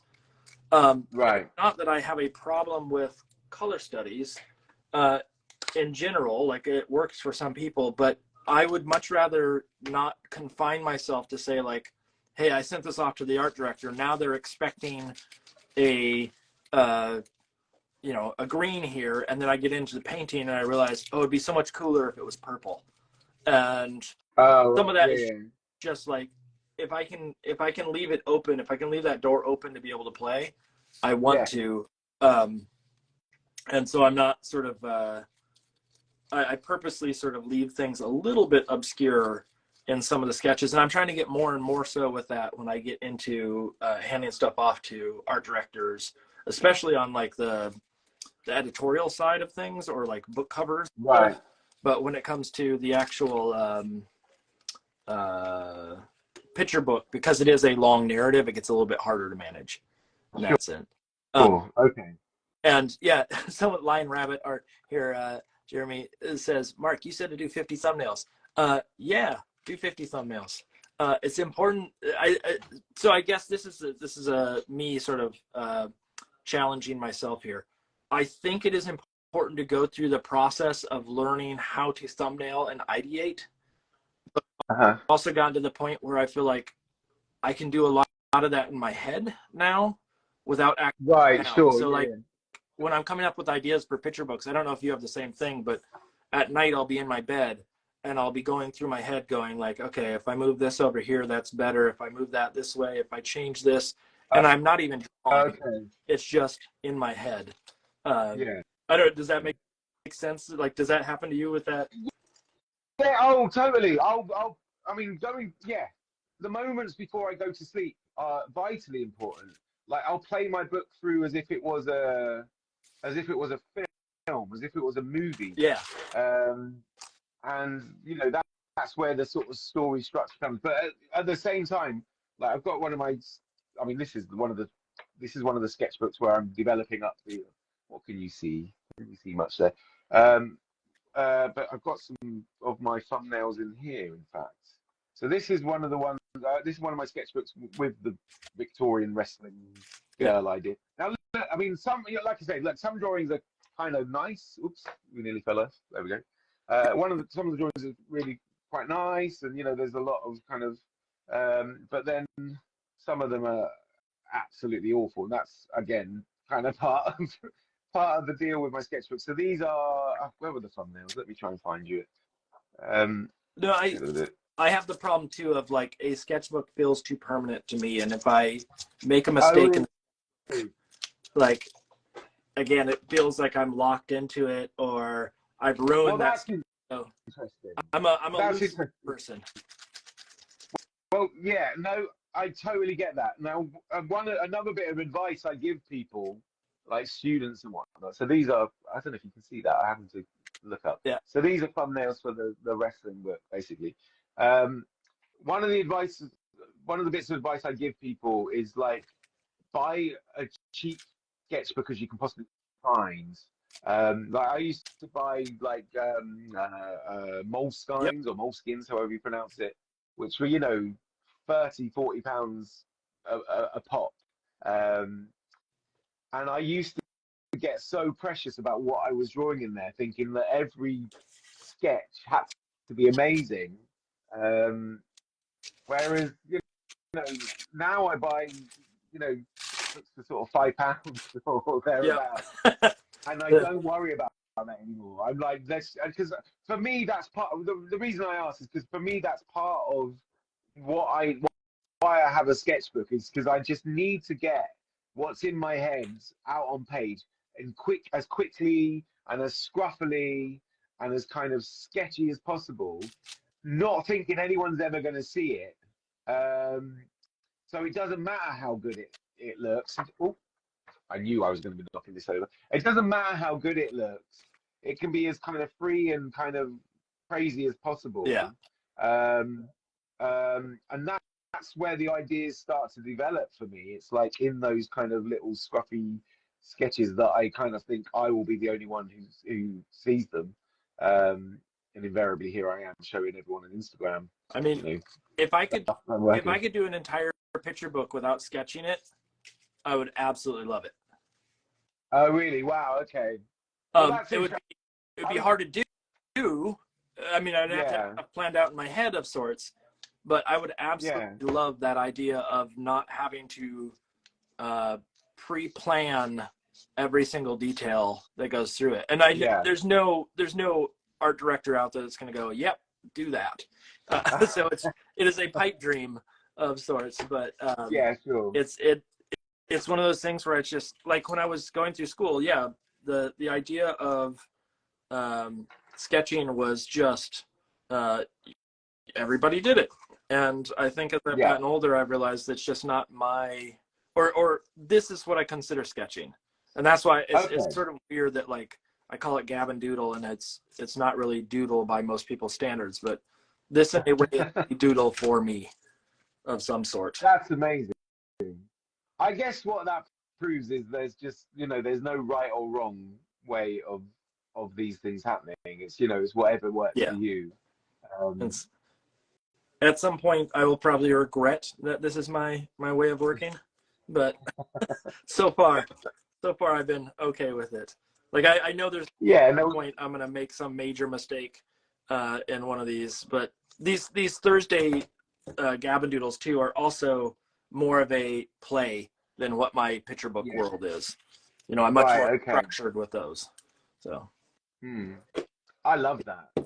That's a great image. Well, let me ask you this as a reverse question then. How much do you get to play? How much do you like, my favorite thing in art is honestly like goofing around and figuring stuff out on the fly. And some people, especially when you're, to your caliber, and I don't mean to like put you on the spot and say like, well, you're so amazing that you don't have time to play, but sometimes you get caught up in projects and you don't have time to sit down and really just goof around for yourself. How often do you actually get to just goof and make mistakes? So, well, this is going back to when we started, when I said, one of my New Year's resolutions is to sort of go back to basics in the sense and kind of, use more traditional means of art making. And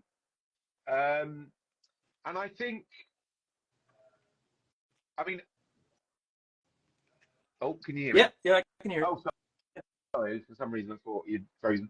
I think, like at the very start, I would be making, I would just be throwing paint around and kind of just experimenting, and even experimenting digitally, where I would sort of, put more layers upon layers and just see what works. And I still very much do that. But I think I've sort of got into a bit more of a system with that, which is kind of handy because it's quicker. But I also want to be able to have more time to kind of play around with textures more and just kind of just push them in different directions to maybe what I've been using. Yeah. The one thing I'm really, really scared about, not scared, but the one thing that I really worry about is that I don't want the books to kind of look, I want every book to look different, basically, and everyone to be sort of using, kind of have its own feel. And that means kind of creating as much new texture as possible. And I just really want to go with that. Like now that I am in this studio, so I've only been in this studio for a few months. This is basically my garage in my house, which I'm sort of doing up and renovating to be my, full-time art studio. But I have so much space now, and I really just want to make an absolute mess again and just sort of throw paint around as much as possible. Yeah, you don't want to see my floor in my studio right now. It is especially with tracing paper, it is everywhere. It is so messy. There's nothing better, right? There's nothing better than a messy studio, and it should have paint on the floor. And there's nothing better until someone comes down in your studio, or you have to show it off to somebody, and then it's that's true. It's a little haunting. Although I'd be sad if I came to a studio and it wasn't. It wasn't. It was too. Well, do you know what? So I have a kind of strange story that kind of links into that, basically. But so when I was starting out, when I was still working at Bedford College, actually, and I was doing these jobs sort of on the side, these illustration jobs on the side. So one of the first jobs I got was it was a place called Center Parcs. Do you have Center Parcs in America? Possibly. I don't know. That doesn't ring a bell. I'm not sure what. Oh, What is it? What is it? so it's like a holiday park. It's very kind of, wooded holiday park where you can go and live in a cabin for a week or so. Okay, yeah. Anyway, we had one of the we had one of these Center Parcs open fairly near to me in Bedford. It's a place called Woburn, and they opened one up, and they were on a hunt for artists to kind of create an image. When it opened, they would sell it in their gift shop, and it would be like a print of this new Center Parcs. And I got selected to do it because I was like, local to the area and up and coming, I guess, and had quite an interesting sort of portfolio and everything. And they selected me to do it, and I was like halfway through creating this image, and these big executives from Center Parcs, which is this multi-billion kind of pounds industry, I guess, they asked to come and see me in my studio while I was creating it, and they wanted to take photographs, and they wanted to kind of make a big deal out of it. And like the problem with that was that my studio at the time was like, so we lived in this flat, me, my wife, and my then infant son. He was less than 1 year old. We lived in this flat, this kind of apartment that was quite small and pokey, and my studio was like a desk in in our bedroom, like me and my wife's bedroom. And for some reason, I just couldn't explain this to them. I bottled it, and I was like, yeah, sure, no problem, come around. And so like the day came when they were coming to visit, and I looked out of our window, and there was like 4 or 5 cars parking up outside my flat, and all of these like business people got out in their suits and ties and briefcases and whatnot, and they started walking up my street to my studio, and I was like, oh my god. So they're all coming in, and basically there was like nappies everywhere, and there was like our washing in the corner and our beds, obviously, and they were all these big businessmen came in to my studio, in inverted commas, our bedroom, and like they just all had to sit on my bed and things, and it was just so awkward. And it was just one of those things where I was just like, I'm just not even going to mention it. I'm just not going to mention the fact that they're in my bedroom, and they didn't mention it either. And I made them all a cup of coffee and a cup of tea, and we all just talked about the art, and they took their photos of me working, and it was just one of those things. And ever since then, because that was probably the most awkward experience of my career. Even to this day. It's there have been times where that's not necessarily that exact situation, but that I know plenty of people that their home studio is still like a kitchen table. Well, I mean, it is what it is. It's whatever it needs to be, isn't it? It's like, to make art, you just need to find some space. I mean, ever since then, though, I've had this desire to I need space to sort of spread around and spread out. And I mean, I've had other studios since then, obviously, and I've kind of, but where I am now is my garage, and I have big visions for it, and it's going to be full of paint. There's going to be paint on the floor, paint on the walls, and everything. And I think that's kind of the beauty of it. Basically.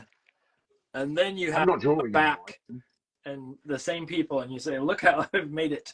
I don't know if they'll ever want to come and see me again, but yeah, maybe they should. That image though that I made is the legacy of that is it's now on. I think it's now on the biscuit tin that they sell at Center Parcs in Woburn. So if anyone out there ever goes to Woburn Center Parcs, you might find my image on a biscuit tin. That's and my just legacy. Imagine it being crafted on a bed on a bed with a bunch of executives in business suits looking over your shoulder. So they never mentioned it at all, and it was never mentioned. It was I mean, they obviously knew what was going on, and I wasn't this big player with his own studio at the time, and it was just something that was never mentioned. The fact that we were in my maritable bedroom. Would you with all our would you ever want to be fly on the wall in the car ride back after that in the conversation? Like, I don't think I would, to be honest. I think it would be horrifying. I think it would be too bad for my ego. Who is this loser? Is probably the main thing. Did you see the dirty socks in the corner? I saw dirty socks.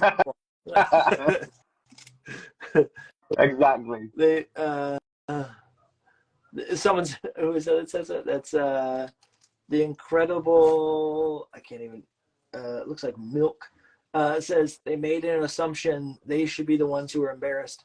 Well, possibly. Yeah, they should be at home thinking about how their lives aren't so perfect either. Well, true. Did you in sort of going through the start of your career, did you go through moments that were I don't want to say embarrassing in the same way, but like humbling? Oh, all the time. Yeah, absolutely. You know, I guess I'm always humbled, though. I mean, you know, in bad ways and in really good ways. You know, I remember my first book events, in fact. And again, it goes back to that idea that, you know, you're sort of, I mean, I don't want to put anyone off because you don't have to do events, right? It doesn't have to be part of what you do. I mean, it kind of is helpful for the publisher if you can go around and kind of, you know, kind of go to bookshops and schools and things and festivals and kind of help sell, you know, copies of your book. But it doesn't have to necessarily be essential. I do know a few people that just don't do it. They just refuse, not refuse, but they just don't do it. Yeah. But I remember my first event. It was very early on a Sunday morning, and it was in London, and it was busy as well. I remember thinking, wow, are these people really here to see me? I mean, you know, this was at the very start of, I think the Bear and the Piano had literally been out a couple of weeks and hadn't really kind of generated the buzz that it did eventually. Yeah. But there was you know, there was a good sort of 100 people in this sort of place. It was in Clapham in London. And I remember I sort of thought, oh, it'll be great. I'll read the book. We'll do some drawing and that'll be it. And, you know, I read the book, so that was 5 minutes. And then I did some drawing and then I was like, right, I'm sort of, that's it. I'm done. And there was like, you know, 50 minutes left. I was sort of booked for an hour. So we just had to kind of make stuff up on the spot. Now, luckily, I went there with my wife and my son, and my wife used to work in a library, dealing and used to read books to kids, and then kind of come up with activities. So she, thank goodness she was there. She was like, okay, we need to sort of do other stuff. So let's, like, you know, let's get some paper and make masks out of it. Let's do, again, very kind of, you know, she said, let's do some singing. Let's get them up and dancing, and let's just try and make this entertaining. And bless them, it turned out to be great. But there was a moment where I was like, I really don't know what to do with the rest of my time. You know, I'm proper struggling to kind of find stuff to keep these, you know, I suddenly had to become a child entertainer, which was something I didn't fathom at all. And that kind of inspired me to kind of ask my friend Rebecca to come along to the next one and dress up as a bear, and you know, and she was so up for it, thankfully. So yeah, I guess that's another bit of advice. If you know, if you do choose to do events, make sure you've kind of got things covered that is going to kind of keep them entertained for a long time, for, you know, the amount of time that you've got. Because, you know, kids are great and kids are brilliant, but there's some of the attention span, you know, it's quite hard to kind of keep it sometimes. So keeping them up and active is my advice. I've had quite a few that are events that I've shown to, and there's just like no one shows up. And, and those are very humbling right off the bat. Yeah.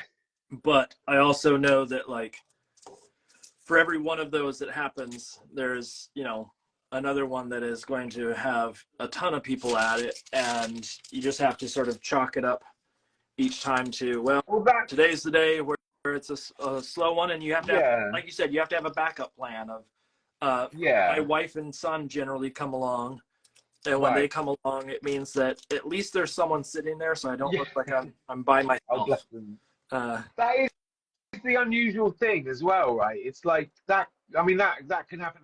I've not had it where there's no one there, but when it's just like, you know, there's been sort of 3 or 4 people there, and then like the next one will be packed, and it's an unusual kind of thing. There doesn't seem to be much rhyme or reason to it. I remember I did another event in London. It was in a Waterstones in London, you know, one of the bookshops. Bless them, it was just one family who turned up, and I was like, I could be depressed about this, but you know, I'm gonna give this family like one of the best book shows they've ever had, because God bless them, they showed up, and you know, they've got me all to themselves essentially, and we're just gonna have so much fun, and we're gonna be creative, and we're gonna just go for it. But yeah, I mean, being an artist though is you kind of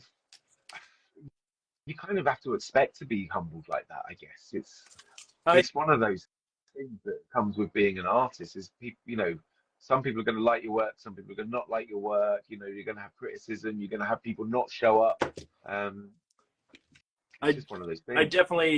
I've had those, like, when it's I don't think I've had the one where no one's shown up, I guess. I've had like 1 or 2 kids show up, and you're right, like, you give them the best show ever, and you really take everything to them. Like, you want me to draw you a picture? I'll draw you a picture. And it's all about them.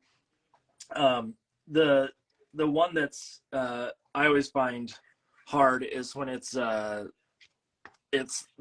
family that sort of comes along and they don't really know who you are, and they sit down. Like, it's one thing when it's someone you know and you can say like, hey, I'll draw you a picture, and they're very excited about it. When it's someone that just happened to be in the store or at the station, and they're like, you don't know whether they like you or any of that gets a little hard sometimes. But you know, at the same time, I get to sit around and draw people and draw things at a bookstore. Like, I mean, I get a bit not grumpy, but I sort of don't like the feeling that I'm a sort of a traveling salesman sometimes. You know, I kind of, when you're kind of in a bookshop and someone says, right, you know, you need to sell this book to me, you need to sort of, why should I buy your book? That kind of goes against a lot of what I sort of feel my job is. I mean, that doesn't generally happen, but sometimes it is, like, you know, like you say, there could be one person in there who doesn't know your work, doesn't know who you are, but they want you to sort of sell it to them. And I'm just not very good at that. I'm not a natural salesperson. You know, I kind of, I don't know, that's when it can sort of get like, you know, really humbling, when it's sort of, it's sort of that area, I guess. The other one I love, though, like, I love the honesty of the kids in those situations where, like, they don't know your work, and you can hear, like, you see a kid that's sort of bored or or whatever, and it's you know, it's humbling in a way, but you also realize, like, this kid just needs a snack or needs. Well, yes, exactly. Yeah, totally. I mean, there was one time. Now, like I said, I only met one author when I was in school.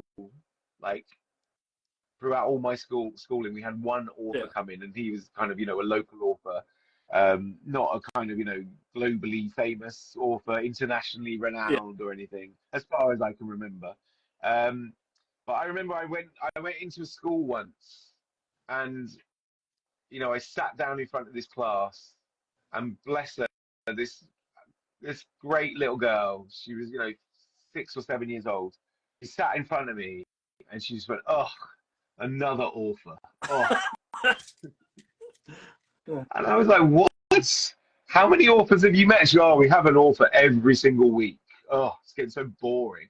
And I was like, "Wow, that's, you know, I would have I would have loved to have had an author every week kind of come in and show me, or an illustrator come in and show me their artwork and stuff. But bless her, I mean that girl, she was great. She was great. I would no disrespect to that girl. She was a rarity because usually they're like, you know, like you said, they're sort of like wowing at everything you do, and it's all, you know, it's very good for your ego in a way when you go to these school visits. Because you know they're just so enthusiastic. Whereas this one girl was just like, oh, not just again. Already, calling you a has-been before you even started. Those are the fun ones, or the again, like, and I'm sure you've had this, but like the kids that ask the silly questions and things of that sort. But that idea of like sometimes those kids that are, you know, they're not there because they love everything you do. They're there because they kind of have to be. Sometimes the funniest situations out of all of them. Totally. You know, like but do you ever find that are climbing over things or what have you? Yeah, or when it's like the slightly older brother or sister who has to come along to the book festival because the little kid wants to go. You know, trying to win them over is, you know, sometimes you see it as a bit of a challenge, and makes things a bit more enjoyable, a bit more interesting at least. Do you know what? It's incredible. I mean, you know, like you said, this job does have its own pressures and its, you know, its own stresses. But when you kind of think about the things that we do and the problems that we do kind of face, I wouldn't change it for anything. Nope. It's just incredible. Nope. I get to do it. It's highly rewarding, and I would venture to say that it, you know, long term, is it taxing? Yes, all that kind of stuff. But I also think that the reward versus the or the pros versus the cons, it is easily the pros column on a basis. Totally. Oh, 100%. Let me see here. We're getting there. All right. I love when we do this Gab and Doodle. It is very funny to me that we start out with this idea of like, we're just going to doodle and things of the sort. And by the time that I'm getting anywhere close to being finished, the person that I'm working with has like 15 other drawings, and it's because of the method that I'm working. But it's you know, I was just thinking, I'm not bored of drawing wrestlers, but I just thought I should move on. So I'm now drawing a picture of my dog. Just another source of huge inspiration to me. If in doubt, draw a dog. Let's talk dogs thing, because we just got 2 newish dogs in the last month. Really? We got 2 Chihuahua mixes. We think we just did their DNA test samples last night, so we'll find out officially. But what kind of dog you got? Wow. So we have got it's called a cockapoo dog. I know it. Quite a cute, fashionable dog that we got, which we thought would make things, you know, they'd be polite and easy, but it's so not the case. They've basically got 2 crazy breeds of dog fighting against each other inside them. But no, she's lovely. She's called Maggie. So we've wanted a dog for a while, but kind of lockdown prompted it. So she technically is a lockdown dog. But you know, it's been on the cards because my oldest son and my youngest son now, they've always loved dogs, and anytime we're out and there's a dog, they go straight to them. So we just thought we had to get a dog. And growing up, I always had dogs as well, so it was always on the cards to get a dog. But just, you know, when we were locked down for all those months and pretty much years, having a dog kind of made sense. You know, going out on we were only given an hour's walk occasionally. So yeah, but no, she's lovely. Yeah, we love her. She's instantly part of the family. So that's my sentiment is I'm at home enough that having pets, I don't know as I could manage without having some sort of pet around at all times, whether it's a dog or something else. I have a couple cats too that are now in a trying to survive against Right. dogs. Oh, So, wow. So how did they feel when you introduced this dog into the equation, or two dogs? I mean, yeah, we got two dogs. They're both small. They're both yippy. And the cats did okay at the beginning, but now the dogs are trying to show off to each other of like, I can go chase that cat faster than you can. And, you know, it's become a bit of a problem of sorts. But they are, as long as they're not in the same space, everybody's kosher. And I'm not, you know, I'm not going to push it too much. No. But, and what breed of dog have you got? So one is called a Chug. We think it's a Chihuahua Pug mix. Oh, wow! That's a combination. Yeah. And she's adorable in a like you look like a train wreck of a dog sort of way. She's got an underbite and she's sort of silly looking. The other one is what we think a Chihuahua Feist mix. That's what they said when we got her. Okay. And I didn't even know what a Feist was. We had to look it up, but sort of a small like hunting dog, hunting dog of some sort. And she's cute and all, and she looks pretty much more of like a standard dog. She kind of looks like a small lab, but is very tiny. But they are again like probably yours. The smaller the dog, the more crazy they are, and more of a handful they are. I know that shouldn't be the case, right? No. But it seems to be how it works. Someone says, please show a pic of the dogs. I do have a pic here, but the colors are completely wrong. But let me see if I can grab it. Where did I put it?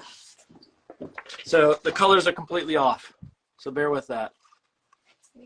Oh, look at that. The Chug is on the left, and the other one. Oh, here's corrected colors. There you go. Instead of this horrible color. Oh, wow. Yeah. Oh, they're so sweet. They're little ones, but they're kind of. This is the one that sort of looks strange, especially when she has her teeth up, and the other one looks a little bit more like a normal dog. But they're tiny, and we went from a 65, 70-pound dog previously to a two dogs that are about 15 pounds, and so it's been quite a change. Wow. Oh, okay. You know, I don't. The idea that we can pick up a dog and move it around is sort of wild to us. So insane. There we go. Well, I don't have any pics of my dog about, but if you go onto my if you follow me on Instagram, I do regularly document our dog walks. So in my stories, you will find probably close to 1 million pictures of Maggie May Litchfield. What's the name? Maggie May from the Rod Stewart song. Yeah. One of our favourite songs here. So yeah. Are you a Rod Stewart fan? I'm a fan of that song, definitely. You know, Rod bless him, kind of gone a little bit down an unusual routes. But yeah, no, early Rod Stewart and the Faces and things. Gotcha. Gotcha. Our dogs are, for anybody that hasn't heard this before, one is Little Miss Mayonnaise, as in mayonnaise or mayonnaise, depending on how you say it. Yeah. And the other one is Chicken Noodle Corn Dog. Wow. We go hard on the names. Let's put it that way. Really do, don't you? That's incredible. This is all of our dogs and pets. I mean, our cats are Frankie Peanut Butter and Jelly Beans. So it's Franken beans, like hot dogs and baked beans. Our dog before, Mr. Pumpkin Pancake. Our cats before were Black Bean Tuesday and Miss Olivia Pibb. So again, yeah, we don't shy away from silly names of any sort in this household. So, when you call them, do you have to use the full name, or is there no, we're because that would take long. Yeah, right? That would be too long. We just right now it's Mayo and Noodle, and we keep it simple in that manner. But we always have a unofficial long name to our pets, and that's what they is. Well, my dog, when she's naughty, she becomes Margaret. Margaret, how yeah, which happens quite a lot, to be honest. I'm trying to think. We should actually have a naughty name for them, because that would be helpful, because they're often quite naughty. Yeah. Well, they do recognize the tone, so it helps. Yeah. Lets them know when they're being out of line. We're going through training right now with them, trying to get them to be nice, and of course the one's barking in the background right now. So. They know we're talking about. Yeah, yeah, they know, they're on to us. So one of the things in terms of training, so our dog, I mean, I don't know about you, but so how long have you had these dogs? Month and a half for one and 3 weeks for the other. Oh wow! So they're kind of brand new. Yeah, they're. I mean, with Maggie, the first year, so she's free, so we've had her for 3 years, 3.5 years actually. The first year, I just remember I remember thinking, what on earth have we done? Why have we got this? Why have we brought this Tasmanian devil monster into our lives? Yeah, it was just truly insane. And we did training, and and she would just bite us, and she would just like cause misery. And it wasn't until actually we started sending her once a week on these pack walks, where she'd go on a walk with like 10 other dogs. And for whatever reason, that just like really calmed her down. I think like she got all of her crazy out with all of these other dogs on this walk. And also, I mean, it was just invaluable, really. It just got her used to being around other dogs, so she wouldn't go crazy when I take her on a walk and she'd see another dog. And so I highly recommend for all the dog owners out there, if you do struggle with if you're in the sort of training period of a dog, just get them out on these pack walks, because it worked wonders for Maggie. She's a different animal because of those walks. Yeah. The reason why we got two was we thought our previous dog was maybe a little bit bored around the house. Oh, really? And so having two we thought would be helpful in this case. And so far, they do play with each other and they keep each other exercise, things of the sort, but it's just the wear and tear of two dogs on the house is oh yes. Does your dog stay in your, well, I guess you don't have the studio right now, but is your intention to have the dog be a studio dog? Well, I mean, I do work in this studio, so even though I'm doing it up, I do work. Yeah, she does come and sit with me. Yeah, so she does. I mean, my wife. My wife works from home part of the week as well. So when she's at home, she kind of hangs out with her. But it is nice having a dog kind of companion, and it's nice to sort of take a break and go for a walk with the dog, or just go and play in the garden and stuff. So it's nice to have that as part of my daily experience, I guess, daily work experience. And like just having all this time at home, it kind of made sense to have one. I know that during the pandemic there was a large movement of people getting dogs.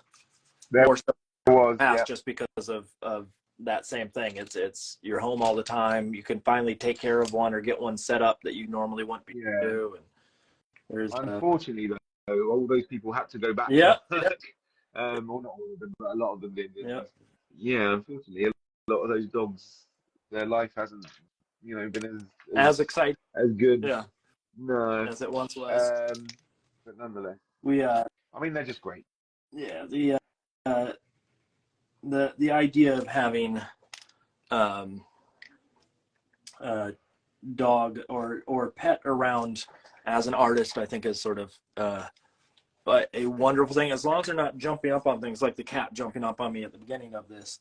Was a nuisance. But is that a common thing? Is that now it is, because we have the two dogs. Right. It's the cats hang out in my studio because the dogs aren't allowed in my studio. And so now they're really? Okay. constantly down here causing a mess. But they are trying to, survive in this crazy house at this point. So, how much time do you actually get in the studio on a regular basis? So I'm here every day, every weekday. I do try and still have weekends off. Occasionally, I just can't. I just have to work weekends. I'm trying to be more regimented with that as well. I'm trying to, so like obviously creativity is a strange thing, and sometimes you can't really kind of predict when it's going to happen and what not. But I was really inspired by, I mean, Burt Bacharach, the amazing songwriter who recently died, or fairly recently died. I remember reading about him a long time ago. In that he and his sort of musical partner, they just rented an office, sort of in, I guess, LA or somewhere. Maybe it wasn't LA, but wherever they worked, they rented an office, and they were very kind of regimented that they would go into this office from 9 to 5 and have like a lunch break and treat it as a regular job, and they'd just write songs from 9 to 5. And I remember thinking, well, first of all, I thought that's crazy, because like, how can you sort of just pick these songs from the air some of the most amazing, beautiful songs ever written? How can you just pick those, from the ether at a certain designated time? But they did it, and there was something about that I really, really liked. And then I guess when I was working at college, or at Bedford College, doing the teaching, that was very kind of strict kind of timetables. And I remember thinking that, well, how does that work as well? Insisting that these kids sort of, create their art, from 9 to 11, and then at 11:30 till 12:30, they've got another session. I don't know. But then it sort of started to slowly dawn on me, and it started to work for me that, if you kind of designate a time, and again, this doesn't work for everyone, but like designating a time to sort of focus on your art and kind of, really kind of use that time as productively as possible. I found that really helpful, and I've written myself up, a timetable for a weekly timetable about what I want to achieve sort of on each day. And it's really working for me, and sort of having this studio is only helping that. So yeah, I try and get here at, get in here. I sort of, take the kids to school, and then I'll come back usually, and get here for sort of 9:15 essentially.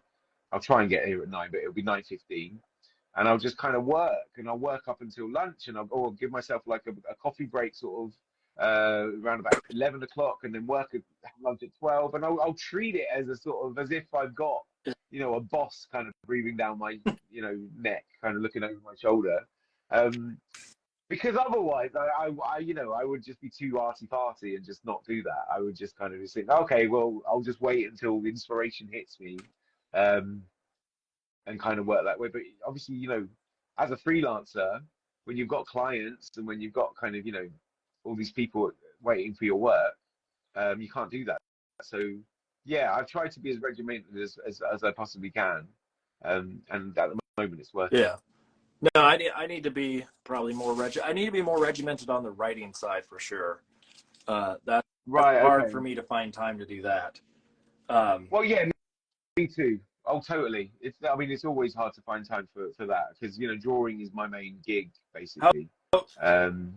How is writing for you? Is it a tough process? Yes, it is. It's drawing comes very naturally. Drawing is something that I enjoy doing. I do enjoy writing.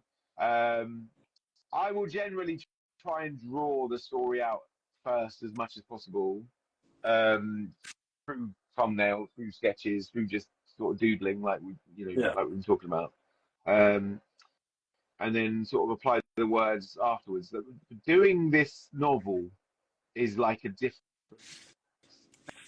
set of rules completely, though, because even though it is heavily illustrated, and it will be very very much a sort of a novel, graphic novel hybrid, I guess.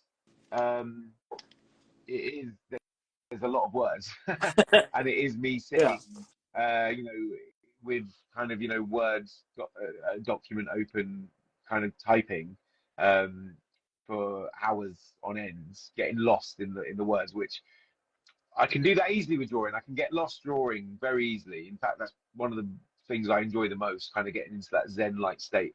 I find it tricky to kind of get into that state with the words. It does eventually happen, but it takes me a lot longer to kind of get there.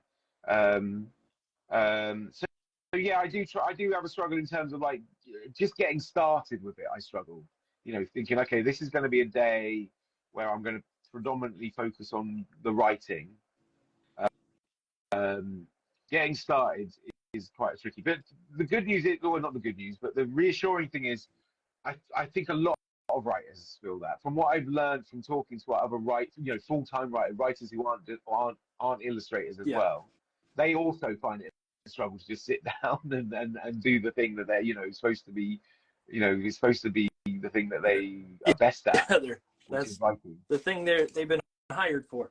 I mean, my main issue is just, one, finding the time, but two, I really struggle with trying to find the right tone for a book at the beginning. And I get caught up in, like, when I'm writing, I get caught up in trying to create a voice for it. And maybe I need to, like, back step from that and not get caught up in that as heavily. But that idea of, like, really spending time trying to go, like, okay, if this was, you know, said out loud, this is how it would sound. And I think that gets in the way of me actually writing out the story most of the time, because I'm caught up in the way it sounds more so than anything else. Is there anything in particular that you find helps you get started on a manuscript? So I mean, one thing that I've sort of really learned from doing this Victorian Wrestling Girl book is the power is not the right word, but like accepting that the first draft is going to be a bit crap. I think is a good thing to remember, and it's kind of supposed to be a bit crap, I guess.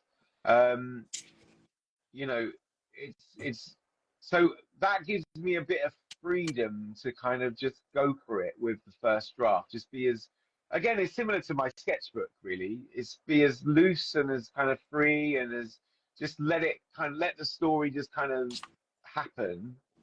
And then we go back, obviously. And again, I've not had any experience of this stage yet, of going back and editing and kind of cutting it out, or in terms of not had experience of editing something on this scale. So I don't know how that's going to be and how much work that's going to be. It's probably going to be a lot of work. But yeah, there's going to be opportunities to go back and edit your work and kind of look it over and kind of go from, make it better, basically.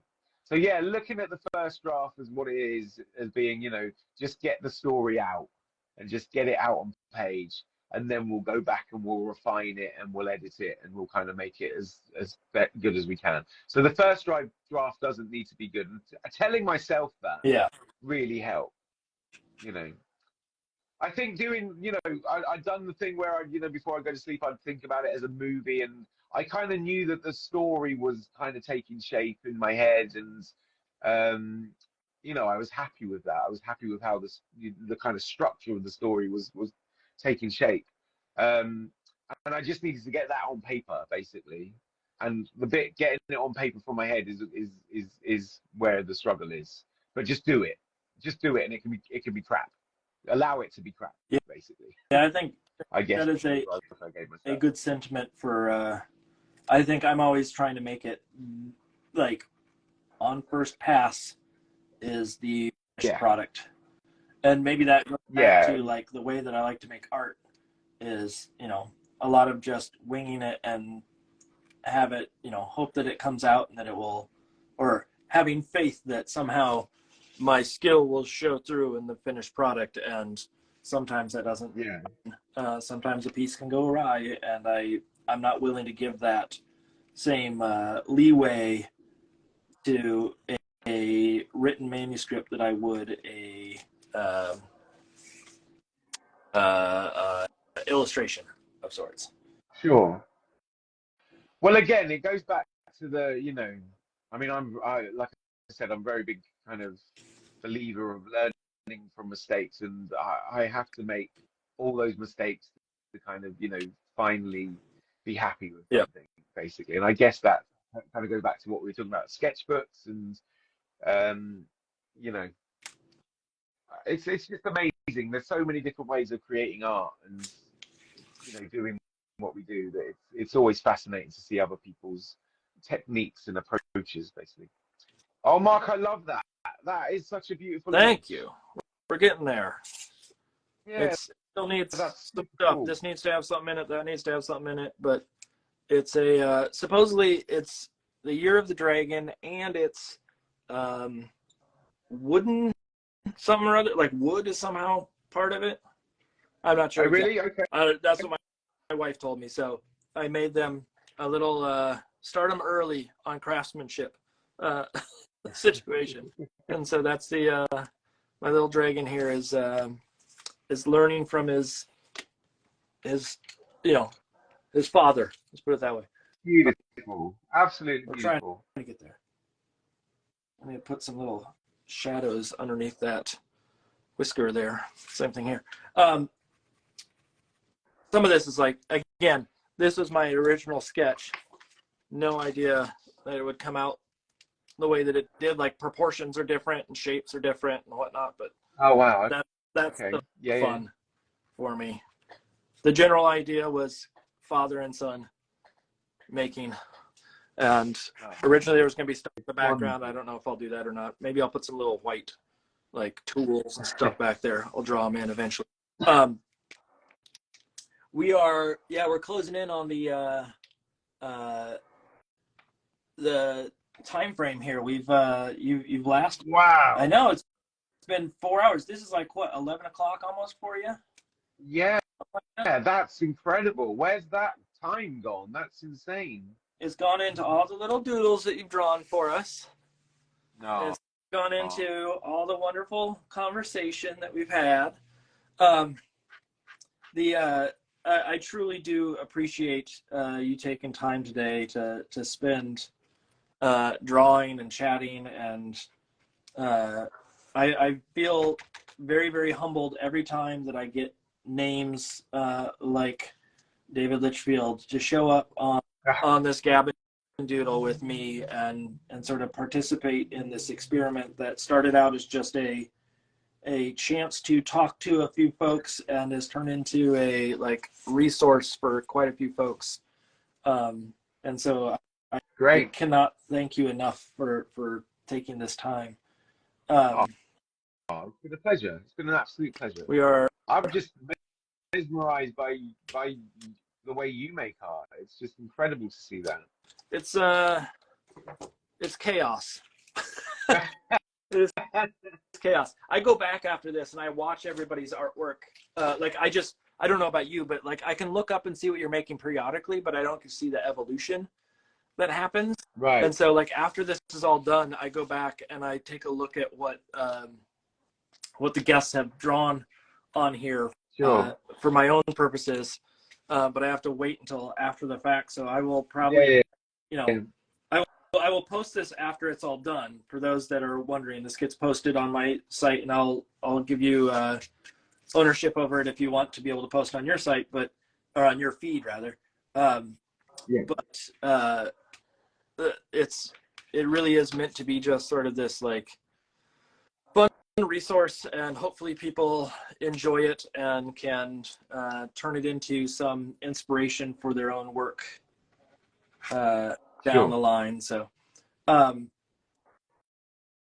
see. Ooh, I'm trying to draw some little fun eyebrows on this dragon as I get in here. All right, little tweaks here.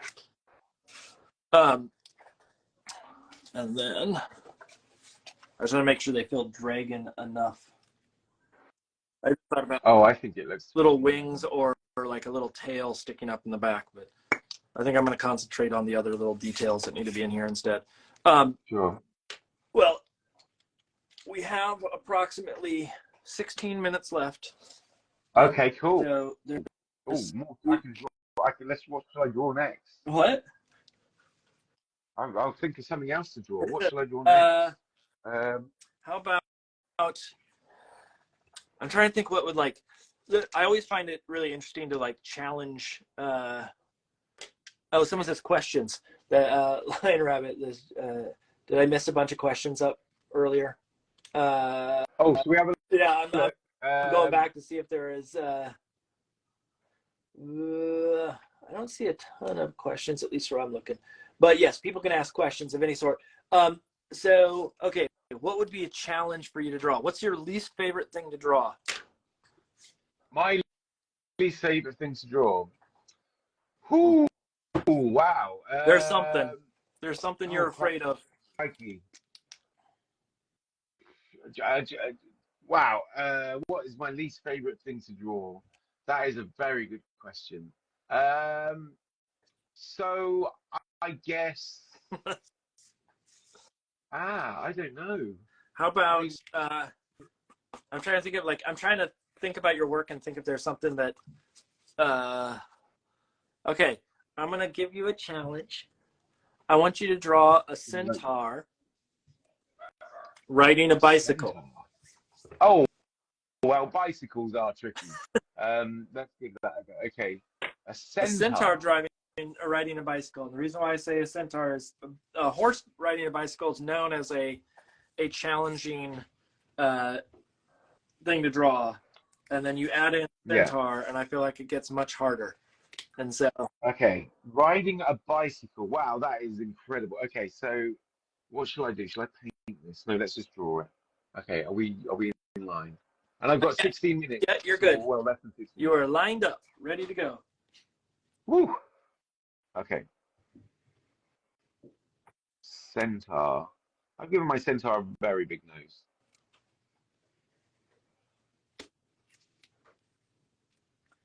Make this a little. Let's see.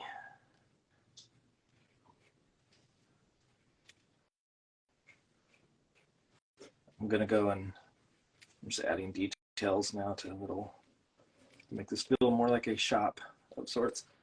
Let's see. I'm watching this. He's got he looks a bit like a. Who am I? I'm drawing a blank on the artist. There's an artist that it reminds me of. Besides you, of course. Besides you. Does your wife? You said your wife works out of the house and whatnot. Is she an artist of any sort, or is she? Oh, did we lose sound? David, are you there? My power is going. Yeah, I'm here. Okay. Sorry. Yeah, I can hear you now. Let me just plug in my phone because it's running out of battery. One sec.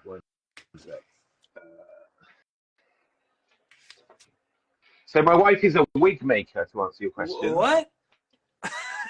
She's a wig maker. That's a last minute hot topic right there. Wait a minute. Okay, so wigs for what? So wigs for mainly like theatre and film and all sorts of things really, but also, you know, kind of people that are going through chemotherapy and anything basically. So yeah, we've got quite an unusual house. So like I've got drawings of bears and stuff and books and things everywhere, and then she's got like wooden heads sort of in her little office area. So our kids have grown up sort of not knowing anything different really in a funny way. But yeah, so your kid's perception but she does how the world works is going to be wild. Yeah, it's like when they started sort of going around other kids' house, they were like, "So where's your mum's wooden heads, and why are there not drawings of bears everywhere and things?" And Um, so yeah, So, I messed up my centaur. so how many random hairs are left around your house at all times? Oh, a lot. Yeah, it can be quite frustrating, really. They turn up in all sorts of places and in our food and things. But and our dog eats it as well, which is never ideal. I'm just But yeah. imagining those business suit guys walking around in your house, going into your bedroom, looking out Yeah, and finding a wooden heads. yeah, yeah. There was all of that. It was yeah, that that just added to the general oddness of that Yeah. situation. Um, but yeah, no. So she does it part time now because my wife is a very sociable lady, um, and she works. I mean, she used to work in a wig making studio Okay. with other people in London. So she used to go to London every day. But unfortunately, the pandemic kind of put an end to that studio. Um, uh, so yeah, so she worked from home, just doing it for a couple of years. But she really missed just being around people. So now she does it part time, but for the rest of the week, she's got a job as a children's book librarian. Oh, Sorry, children's librarian okay. That's what you at meant. a local Yeah. school. So yeah, it's again, it's very well connected to what I do, obviously. But yeah, Does she try sounds good to fun. get you to do all sorts of things for the library? Well, she's only been working there for a few months, but I think it's on the cards, Okay. definitely. Um, yeah, I can't really say no to that one, or else I'll be in so much trouble. Hot But butter? Yeah. My wife is such a uh, librarian type person that if it wasn't for some other issues, I would think that would be a perfect job for her, is to be in the library. It's really, just that the resources, and I mean we love libraries around this house just in general. yeah, But it's one of those jobs that I think that she's very well suited for if it was feasible. And we have a good yeah. library just up the road from us. Um, All right. what's is your library there big, or is it a sort of small town library? No, it's sort of quite a small. Well, it's in a school, Okay. and it's kind of. I guess you could say it's kind of suffered from lack of funding, which a lot of schools have Yeah.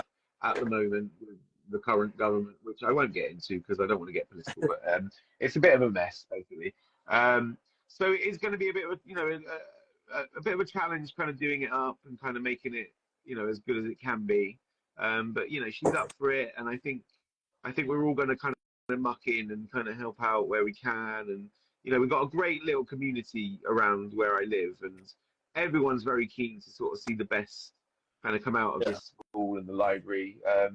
So I have no doubt that within a year or so, It'll be, or maybe a couple of yeah. years, it'll be up and running, and really, really, it'll be the library that these kids deserve that go to the school. I feel like that's a Um, hard thing about like small town sort of situations. We have I was looking at some schools and doing some school visits, and I was reaching out to some folks, and one of the schools in particular has I think the entire school has 50 kids in it, and so they can't afford to bring in guest artists, and so there's there's this communal sort of outreach program here that's called Cliff in New Hampshire that is meant to help get artists into those schools that can't generally afford the guest artists on the regular. And it's I love the idea of a small town, but you do lose some of the accessibility aspects that you get in some of the other larger locations. Yeah. Oh, totally.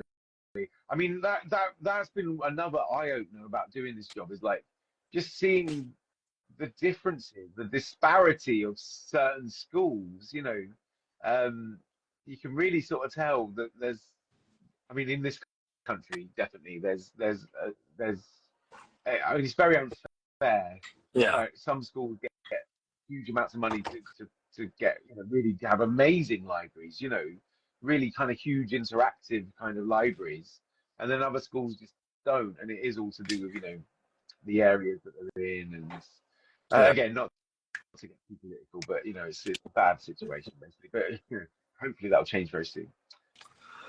All right, I think I may be at my limit here. That looks amazing. That looks great. This is my. Shall I go through and see what I found some? Oh, you did. Actually. Okay. So going back right to the start, they might not even be online anymore. Oh, I've lost it again. Oh no, where's that? Wow, we've got lots of people. Oh, there's some nice questions. Thank you, everyone who's made some nice comments and questions. I just saw one, and I can't see it again. I think I've completely lost it, but there was one about cityscapes, which was quite interesting. Sorry, I've missed. It was asking whether I draw a lot of cityscapes in my book. Yep. And whether I do that sort of from observation or from my imagination, and it's kind of a mixture of both, I guess. I mean, part of what Mr. White taught us, the teacher I was talking about, was very much to go and observe. So we used to go on lots of school trips to kind of just go and draw cities, and we went to Paris and just hung out in the streets drawing the beautiful architecture. And I still believe that, and I kind of think having that knowledge or having that kind of background to kind of do that, you kind of can then draw on that, and in terms of just coming up with something from your imagination, they kind of help each other basically. But yeah, I do think it's important to kind of go and observe the world around you, but I also think it's important to kind of work on just kind of drawing from your own imagination, because then you get a nice kind of mixture of kind of reality and your own interpretation of reality. Do you get out and draw quite often? I used to. Again, it's probably one of the things that I need to be working on more. Just getting out with a sketchbook and just kind of sitting and drawing and drawing the world. I try to as much as possible, but it has been a while. Yeah, and I guess that's a big part of most people's art trainings, to just go out and draw the world. Do you do much of that? No, you kind of go out and... I don't. I should. Most of the time, I mean, honestly, most of the time, because of the teaching side of things, I'm so inundated with just talking about art and doing art that I need a disconnect. And so my vices are never art making. It's always other things. And so, if I'm going to go out and enjoy something out and about, I'd rather do it without having to worry about art at the time. And I know that, that's probably not the best thing for my my studies, let's put it that way. But at the same time, I also know that, I need to shut down at certain points throughout the week. Yeah. And that tends to be that. I see we have a question here from Illustrator's Life that says, was there a pivotal moment for either of you when you just knew you needed to pursue art as a career? So rather than just the generalized sort of I want to be an artist, was there a moment? I will always remember not necessarily that art as a career, but I will remember in second grade, I made a sculpture that I got a lot of recognition for. Now this is second grade, probably was, but it meant to me that art was something I wanted to do. When it came to career, the career was probably more a conversation with a high school art teacher that I had that took the time to talk to me about it, and sort of he helped interject that. But did you have a moment where you can go back to that exact moment and say that's when it all clicked? Well, there was a few moments. I mean, reading the book about Uderzo, the Asterix creator or co-creator, seeing that that's what he did with his days, with his life, that was just hugely inspiring. That he got to draw and people paid him money to do it. It was a revelation, really. I didn't fully appreciate that that's what people did.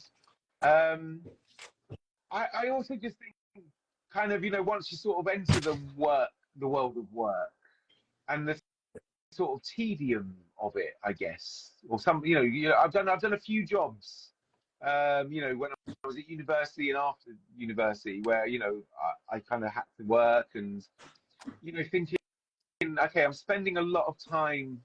I'm spending like 6 or 7 hours doing stuff that I'm not overly enjoying. Yeah. How much greater would my life be if I was spending 6 or 7 hours doing something that I thoroughly enjoyed? And that was really a driving force. The fact that I could do it. What was stopping me? I'm thought I was fairly talented. I had a lot to learn, obviously, but I kind of thought, I could do it. And I think that was very much a driving force, that I didn't want to waste so much of the day doing something that I wasn't enjoying when I could be doing something that I wasn't. David, I think we are going to get cut off in 1 second here, so I want to make sure that. Oh, yeah, wow. Okay. I want to say thank you again, and I really appreciate this, and I will be in touch after to sort of chat with you as well, because